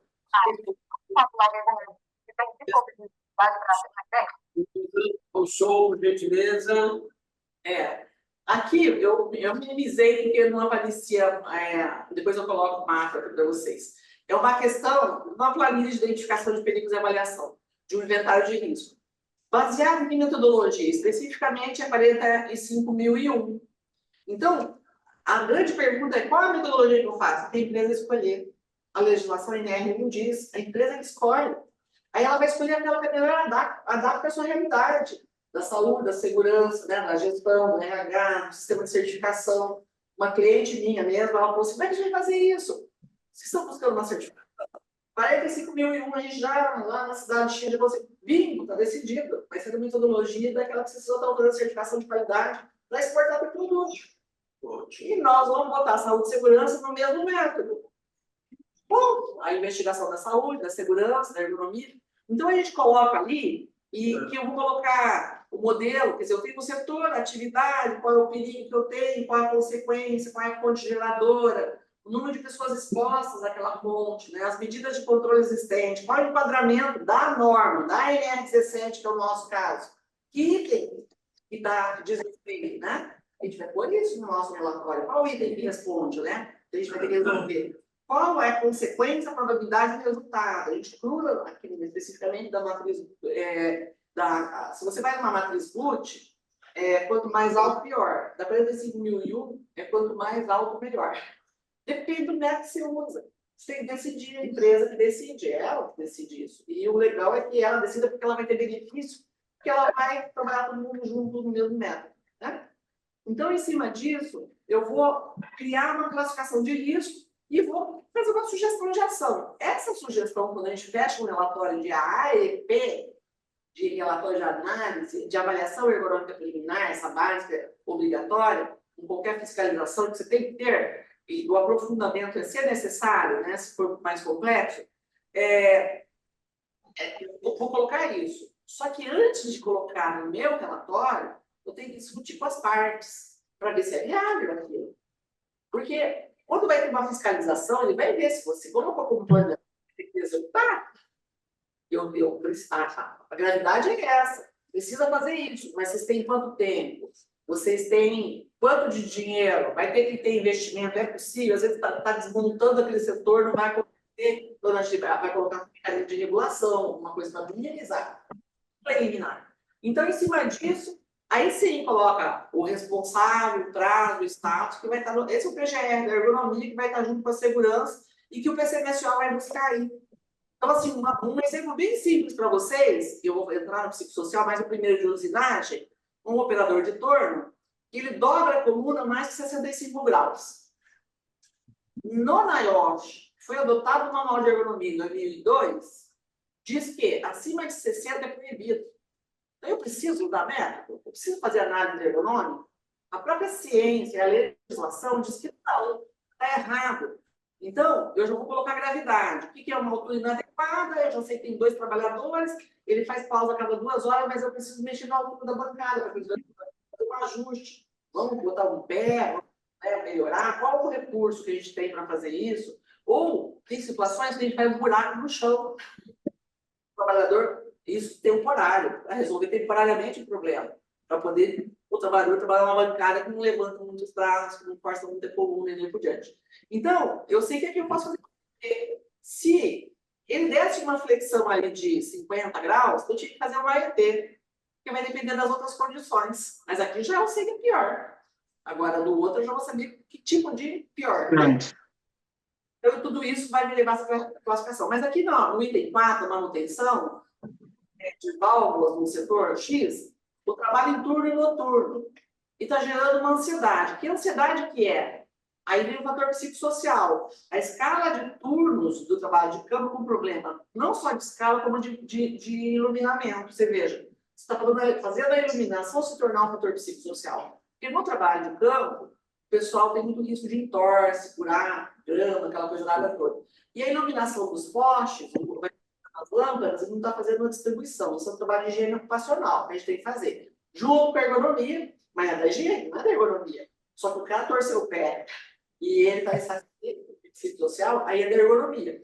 Então, aí, nós vamos chamar a higiene, vamos fazer um trabalho juntos em relação a essa insatisfação que vai ter, né, as questões dos riscos minimizados. E o outro item aqui de projetos, desenvolver software de gestão financeira. O pessoal que trabalha com programação, gente, de dados.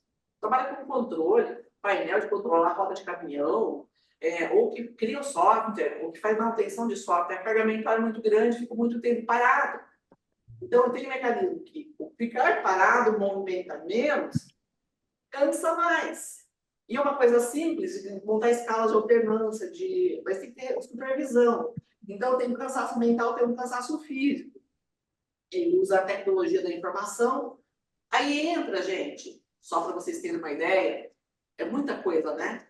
Se vocês forem no nosso site da Verba, da nossa biblioteca, tem um grande material gratuito para vocês baixarem. E lá tem um manual que foi criado para a OIT, pela IEA, desenvolvido pela Sociedade Japonesa de Ergonomia e traduzido pela Verba, tá lá. E são, como é que a gente faz nas tecnologias de informação? A gente tem as telas. Esse ELAN, essa iluminância da tela, faz com que a gente pisque, em média, 5 vezes menos. E isso faz o quê? Cansa o olho, arde o olho, e tem a ver com a concentração e atenção do meu desempenho. Resumindo, para eu descansar de qualquer trabalho com tela, a cada 20 minutos eu tenho que tirar o olhar da tela e olhar numa profundidade maior de 10 metros para fazer a miose medríase, é o descanso ocular, sabe? Senão, eu vou cansar ocularmente falando, além das posturas, mas cognitivamente, carga mental, daí me pressiona, porque eu estou demorando, estou enrolando, estou dirigente, né? A pessoa está aumentando a procrastinação, porque procrastinar, o índice no Brasil é altíssimo. Em média, 3,3 horas por dia de enrolar. Agora, você tem que ver por que a pessoa enrola no trabalho. Porque ela não tem questionário. Sério? Nós avaliamos o índice de preferência. Se pegar, né? Qual é o índice, a possibilidade de faltar ao trabalho?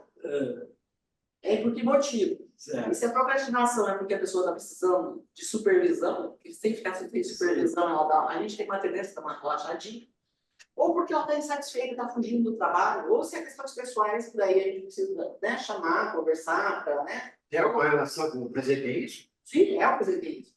É o presenteísmo. Presenteísmo. A procrastinação é uma grande taxa de... E hoje, com esse... não... Ou a própria pessoa enquanto de regulação, né, Espada? O trabalho é tão ruim.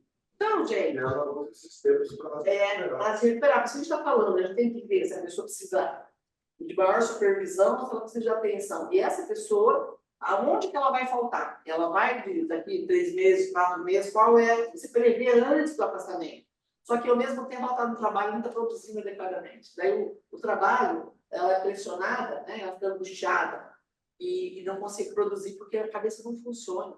Entendeu? Então tem um fator psicossocial e um fator de carga mental do trabalho. A gente precisa olhar. Então, gente, de uma forma geral, é isso que eu queria falar para vocês. Eu sei que é muita coisa, né? Sobre isso. Eu coloquei aqui uma mensagem para vocês. Deixa eu ver se vai aparecer. Tem que compartilhar. Só para mostrar aqui a mensagem da Noeda aqui. Então, se me permite, em todos os que eu ouvido, brilhante trabalho, maravilhoso, mas era só para alertar a todos que estão ouvindo, e a doutora tem esse grande conhecimento, de que como se trata de levantamento de dados em relação a pessoas, a trabalhadores, as empresas têm que ter a devida atenção para a LGPD. Por quê? Porque todo esse trabalho tem que ser feito de forma a não expor aquela pessoa, aquele trabalhador. Então, só complementando esse brilhante, maravilhoso, lindo trabalho da doutora, só acrescentando esse cuidado com a LGPD. E por isso a gente coloca que em nenhum momento você cita o trabalhador. Você identifica ele. Só A área do setor. Só para abrir para vocês, eu dei um exemplo do que eu trabalhei. Quando eu fiz esse trabalho, que a gente faz isso na ergonomia, que eu queria mostrar para a empresa de uma forma sistemática, não é só na gestão de ergonomia lá que a gente vai fazer, que daí a gente não põe o nome de ninguém. A gente usa o multiplicador, declara os nossos problemas, aí não tem problema dessa questão. Mas nesse especificamente que eu fui entrevistar e criei um foco, que é aquele foco específico, eu registrei no CONEP, Conselho Nacional de Pesquisa do Ministério da Saúde, com autorização do gerente geral, com autorização do gerente de produção, e cada trabalhador assinou um termo.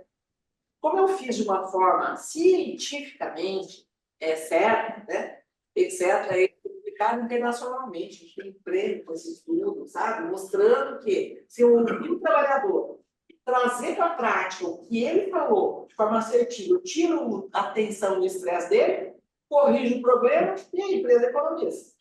Dinheiro, tempo e isso. Sem aplicar o trabalhador. Sim, o setor de aula. Aí é muito importante A colocação do setor ali, né? Advogado sempre tem que botar o PNI ali, né? Para falar alguma coisa, né? Então, a economia estuda as pessoas e identifica as pessoas. Sem colocar o nome do programa. Queridos amigos que estão nos vendo, já falei com ele, vai fazer um trabalho especial. O meu demência deles, É o mesmo. Como é que é? ela fala, o som é péssimo. Quando ela fala,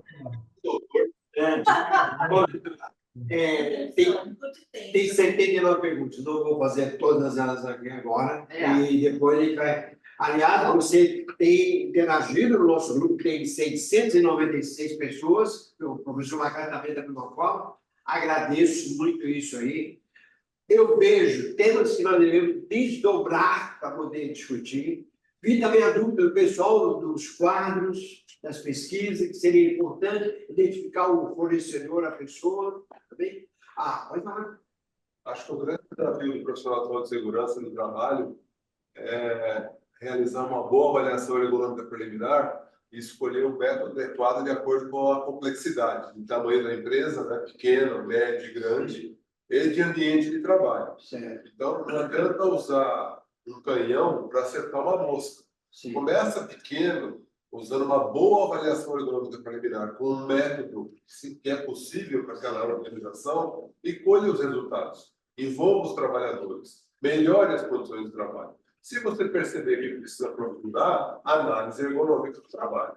Então, para mim, a fala da Lucimara é sempre brilhante, é essa mensagem. Avaliação ergonômica preliminar com um método apropriado para aquele tipo de empresa, para aquele tipo de organização, para aquela complexidade do trabalho.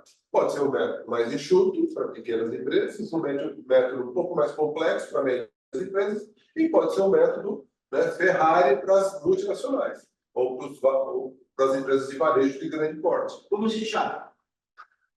Eu vou fechar. Antes de você falar. não, só um detalhe, como o detalhe que o Macaco falou.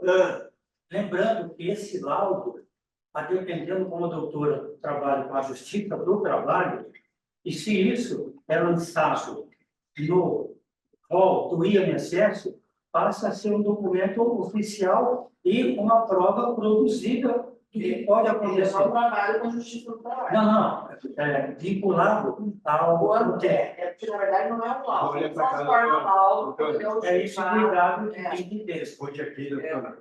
Não, é esse cuidado que tem que ter, porque se torna um documento. Professor, que eu possa escolher, eu preciso conhecer. Preciso saber o que tem. Tudo bem? É para o pequeno, para o grande, quais são? O que tem?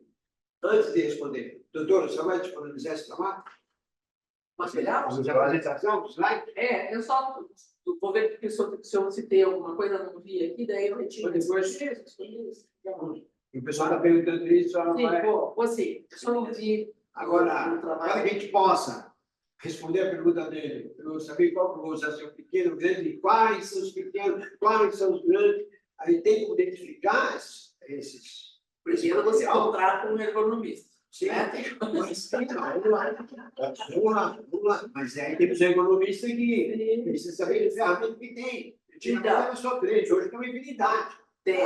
Por isso que o profissional, às vezes a pessoa fala assim, vamos fazer uma coisa simples. Sim. Mas o simples precisa ter conhecimento também, né? Como eu dei o exemplo da consulta, o médico não ele pode só ir lá te dar uma receita básica e resolver o teu problema. Mas para isso, qual o conhecimento que ele tem que adquirir para tomar uma decisão simples? Então, às vezes as pessoas falam assim, nós temos muitos comitês de ergonomia que a gente monta na empresa, e o Tec Segurança é um grande parceiro nosso na ergonomia, sabe? Muito. Sempre trabalhando juntos e tal. E daí o pessoal fala assim, dá para fazer assim, dá para fazer assim. Eu falei, olha, primeiro que é uma carga grande que o Tec Segurança vem recebendo, não só de segurança, um monte de coisa. Mas é importante a gente trabalhar em equipe, porque você ensina um comitê de ergonomia, o trabalhador que foi capacitado lá no trabalho, para ele ter um olhar do problema. Então ele constrói, faz uma avaliação do seu próprio posto. Mas alguém tem que validar isso. Por quê? Porque às vezes precisam aprofundar. Para aprofundar, o que eu vou fazer? Como é que eu vou escolher essas metodologias? Como o Marcato bem colocou, eu preciso conhecer o perfil da minha empresa. E tem empresas estatais, tem empresas multinacionais, e diz, a nossa sistemática é essa. Eu mesmo trabalho com consultoria, tem empresas que olha, o modelo tem que ser lá do país X. Eu sei, não precisa adequar a legislação aqui.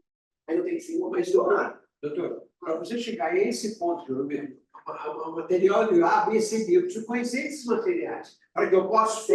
A Associação Brasileira de Ergonomia. A Associação Brasileira de Ergonomia, por influência das duas últimas gestões do CIMAR e das anteriores, hoje, não é puxa-saco, é a verdade. Só de lives gravadas, tem centenas de lives gravadas. 400 vídeos, 469 vídeos, né? Especificamente o último Temos acesso a eles? gratuito, no nosso canal do YouTube, no nosso site. Livros gratuitos para baixar. Então, a informação gratuito, sem custo para o associado. Oi, pessoal. Você viu escutar, né? A Verbo tem um dicionário de ergonomia e fatores humanos, com 110 verbetes, 130 cientistas profissionais que elaboraram esse conteúdo. Está tudo disponível lá. Então, para você fazer uma boa ergonomia, a Verbo é um canal de informação para você procurar e se informar. Ninguém se transforma em ergonomista em 2 semanas, ou num curso online de 2 horas. É preciso dedicação, é preciso... Final de semana, principalmente, você sai capacitado para ganhar 10 mil reais direto por mês. Se você quer informação, consulte abergo.org.br. Você vai encontrar boa informação. Você coloca isso que você falou no nosso grupo? Vocês vão procurar? Sim. Para você ter uma ideia, nós chegamos à oscilação de 250 pessoas, estamos na média de 230 pessoas presentes, dos 600 que se inscreveram. É um ótimo, excelente. Eu vejo vários pontos que nós podemos discutir. Eu gosto dele porque eu gosto de ligar com ele. A crítica é legal, a crítica é construtiva e você tem um ponto importante, igual o Rock. A provocação, junto com o doutor ali, ela é importante, porque traz crescimento para nós. Aí uma coisa, doutor, tirando sempre o foco. Tem empresas reunidas agora, que acabaram de me avisar, que os sete se reuniram numa tela e estão conhecendo e aprendendo e se atualizando contigo agora. Tá? Supermercado, hein? Que é aquela nossa forte é o supermercado. O supermercado que está aqui, está me ouvindo, estão na reunião te ouvindo. E isso é importante. Então, os 250 aí, que até acrescentado muito mais. O Bergamini, que não está aqui hoje também, o Lopes, que está lá. Tem vários empresas que não estão aqui, gente, participando do grupo maior de uma sala de treinamento. Isso é bacana. Tem muitas perguntas, gente, mas estou colocando para vocês aqui. O PGR, só colocando aqui, que é uma coisa chave. Primeiro, o PGR de ergonomia é o mesmo PGR da segurança. Você o que vai fazer? Você vai construir no modelo PGR da segurança e entregar para a segurança para incorporar e montar o PGR geral. Entendeu? Então, a gente já faz isso, já entrega a planilha de Excel naquele modelo, para ficar mais fácil para o profissional que está montando, construindo o PGR ali, né? Ele já incorpora. E por isso que a gente precisa conversar antes para seguir a metodologia. Alguém aqui me perguntou se eu já usei o HSE. É ótimo. Ele está trabalhando no questionário baseado no 45.001, que eu acabei de falar do modelo ali de montar a planilha, né? Então, assim, existem muitas metodologias, muitas mesmo. O pessoal fala, qual é? Receita de bolo? Não tem, mas tem muitas opções no mercado. Mas você tem que conhecer qual é a tua demanda, qual é que você precisa, né? É diferente. Às vezes não precisa só uma coisinha. Às vezes você pode, só vou colocar para você, num ponto X que eu queria fazer uma investigação sobre atenção concentrada, que é a capacidade de tomar decisões em situações de emergência, tem que ser um indivíduo resiliente. O método desse atenção concentrada, ele é um uso exclusivo de psicólogo. O que eu fiz? Na minha investigação, eu contratei um psicólogo, que a empresa não permite que não seja contratado CLT que incorpore a equipe. A minha empresa contratou um psicólogo no trabalho que veio para aplicar um teste que eu conheço, que eu poderia aplicar, e daí ter a interpretação desse profissional para usar na minha resposta. Entendeu? Então, muitas vezes a investigação parte de você agregar outros olhares diferentes, né? Que para poder fechar uma AEP ou uma AEP, né? Mas, de uma forma geral, esses questionários que eu mostrei é de uso geral, é multiprofissional, né? Não é específico de uma área ou, né, eles são públicos, são publicados, estão sendo utilizados. Mas tem metodologias específicas que é só da psicologia ou da psiquiatria, né? E daí você incorpora, porque eu escolhi uma metodologia que eu queria ter, quem podia trabalhar ali para poder negociar, não é para eliminar o trabalhador, mas para fazer a escala. Para montar uma escala. Para montar uma escala, para você saber se aquela pessoa numa situação de emergência que vai fazer, tem que ser que você vai desmaiar ou paralisar, ou não vai ver. Tá? Aí o problema é grave, né? É a situação de emergência. Então, aí, a área profissional, que é qualificado para isso, e que é exclusivo pelo Conselho Federal de Psicologia e daquela metodologia, né?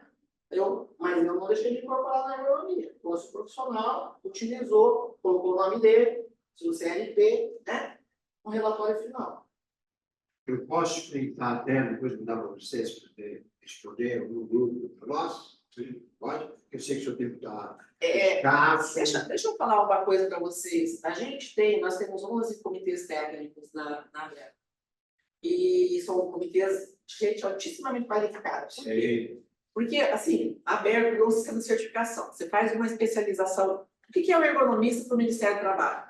É um profissional de nível superior, qualquer graduação, que tenha uma especialização em ergonomia, tá lá, do senso, e que tenha de 1 a 3 anos comprovado. Isso é CBO, isso é Ministério do Trabalho, nota técnica 287 de 2016. Tá? Precisa ser engenheiro de segurança do trabalho e engenheiro do trabalho. Não. Qualquer graduação. Existe uma norma. Tem duas grandes profissões que colocaram, que tem normativa nos seus conselhos federais para fazer ergonomia. A engenharia de segurança, tem uma resolução lá de 99 e uma atual de 2018 agora, e a fisioterapia do trabalho, com uma resolução de 2016, que diz que eles fazem tudo que eles fazem e mais ergonomia. Então, isso é soberano, porque é Conselho Federal da sua profissão. Para contrato CLT, CBO 21, 49, 50, é o CBO do ergonomista. Ele tem que ser graduado e ter uma especialização em ergonomia. A ABER criou um sistema de certificação que é internacional, que é diferente, no sentido de que, além de você fazer uma especialização, você tem a especialização, a gente aceita que seja, no mínimo, híbrida. Porque você vai fazer com pessoas, não dá para fazer 100% à distância. Você vai simular no drone para olhar o trabalhador, fazer as perguntas lá, né? Não, tem que ter alguma vivência prática. Então, hoje em dia, tem muita coisa à distância que você pode fazer, né?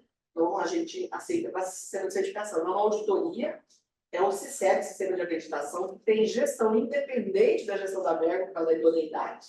A metodologia da IA, Associação Internacional de Ergonomia e Fatores Humanos, que congrega 56 países. Quando você é certificado, Quem quiser sair do Brasil, a gente até montou na conversa, nos depoimentos, nos Estados Unidos, nos Estados Unidos, você tem um certificado, você precisa de nivelamento profissional, você não é um especialista. São contratados por um desses 56 países, né? Que ótimo. Mesmo a Arábia Saudita tendo, né, uma gestão diferente, né? Sim. A exigência deles é que fosse um agronomista associado, acreditado, que tem o gosto da internacional. Então, na verdade, gente, isso é upgrade de qualificação para o mercado de trabalho, né? Então, mas para o contrato CLT, é 21,49, no nosso site tem lá a descrição do profissional do RH, e também tem os pisos salariais, foi feito por uma grande consultoria, a nível de CAGED, 5 regiões, tem os pisos do primeiro percentil, quartil, média e terceiro quartil, e também tem as consultorias, foram esses 11 comitês técnicos. Eu falei tudo isso para falar de que venham fazer parte da ABER, né? Quem tem mais de 70 não paga, é gratuito, com a verdade. Bom. O ano que vem. Pode ser hoje, não tem problema. Mas essas perguntas de vocês, eu vou fazer o seguinte, porque a gente faz muitos webinars, vamos fazer agora. Pessoal. Eu vou passar para o pessoal para a gente fazer um webinar de respostas. Ótimo, excelente. Eu acho muito importante isso. Porque daí a gente, né, discute com outros olhares, e eu acho que é muito importante esse tipo de apoio. Tem mais um método que a Viviane me ajudou agora a digitar no chat. Esse método tem 3 níveis: pequena, média e grande empresa. Sim. Para fatores sociais. Ótimo, excelente. Qual é o método? COPSOC. Agora, Tá. doutor, olha aqui. Professor, entendeu o que chama de Google? Brincadeira, né? Só temos que agradecer. É só ficar bravo que chama de Márcia. Não, Márcia não é. Ela superou a Márcia. Fala, professor. Eu quero saber se é a apresentação ali vai receber. Vai receber. Ela vai poder fazer A Fundacentro, há um mês atrás, ou 2 meses atrás, deu um curso de economia. Ótimo, excelente. Você participou, né, professor? Inclusive, essa semana a Fundacentro soltou um material lá que os membros do Fundacentro participaram também no nosso livro lá de ergonomia. Bacana isso, mostrando a contribuição da Fundacentro para a ABER. O livro está publicado no site do governo da Fundacentro. Ótimo. Vamos pegar esse link depois e colocar no nosso. Na ABER está lá também, é gratuito, gente. Excelente. O livro tem 350 páginas. Pô, beleza. Olha aí. Quem gosta, quem quer. Senhores, vamos aqui agradecer, temos que apresentar o nosso presidente do Ciclovaga, que está acompanhando, participando. É uma honra para nós. É uma honra maior ainda, a senhora vir da onde? Lá de Curitiba. Lá de Curitiba, vai estar aqui presente conosco, vai ter outras obrigações. Só temos que agradecer pelo público que participou, pela sua presença. Professor, muito obrigado por estar conosco, nos acompanhando. E vamos pensar no nosso comitê, na nossa comissão e na nossa parceria, que temos que fazer muito. E agradecer a mesa. Se eu abrir a pergunta, nós escolhemos o tempo, ela tem que sair. Respeitar os nossos horários e respeitar todos que estão aí. Feliz Natal, feliz Ano Novo para todo mundo. Por que Feliz Natal, feliz Ano Novo? Você não vai estar com a gente na última reunião? Várias pessoas Tá. online. Nós temos a última reunião dia 12, tá? Que é uma outra surpresa aí. Aí nós encerramos o ano. Mas muito obrigado, que Deus abençoe a todos e as respostas, as perguntas serão respondidas depois, tá bom? E a gravação também, então logo seja liberada, eu coloco no grupo e encaminho para as pessoas também, tá bom? Aí não tem como não esquecer dessa linda e ótima, e com várias dúvidas, que isso é importante, sinal que você prestou atenção e questiona. É a forma dele de aprender. É não se acomodar. Senão aquela mina lá, como é que funciona? Essa mina tem cirurgia para operar, trocar essa mina? Não, Só é a garganta. ela é a base da existência da sua vida. Se tirar ela, ó. Que Deus abençoe. Muito obrigado, gente. Até dia 12, que é a última reunião nossa. Deus abençoe. Um abraço a todos. Obrigada.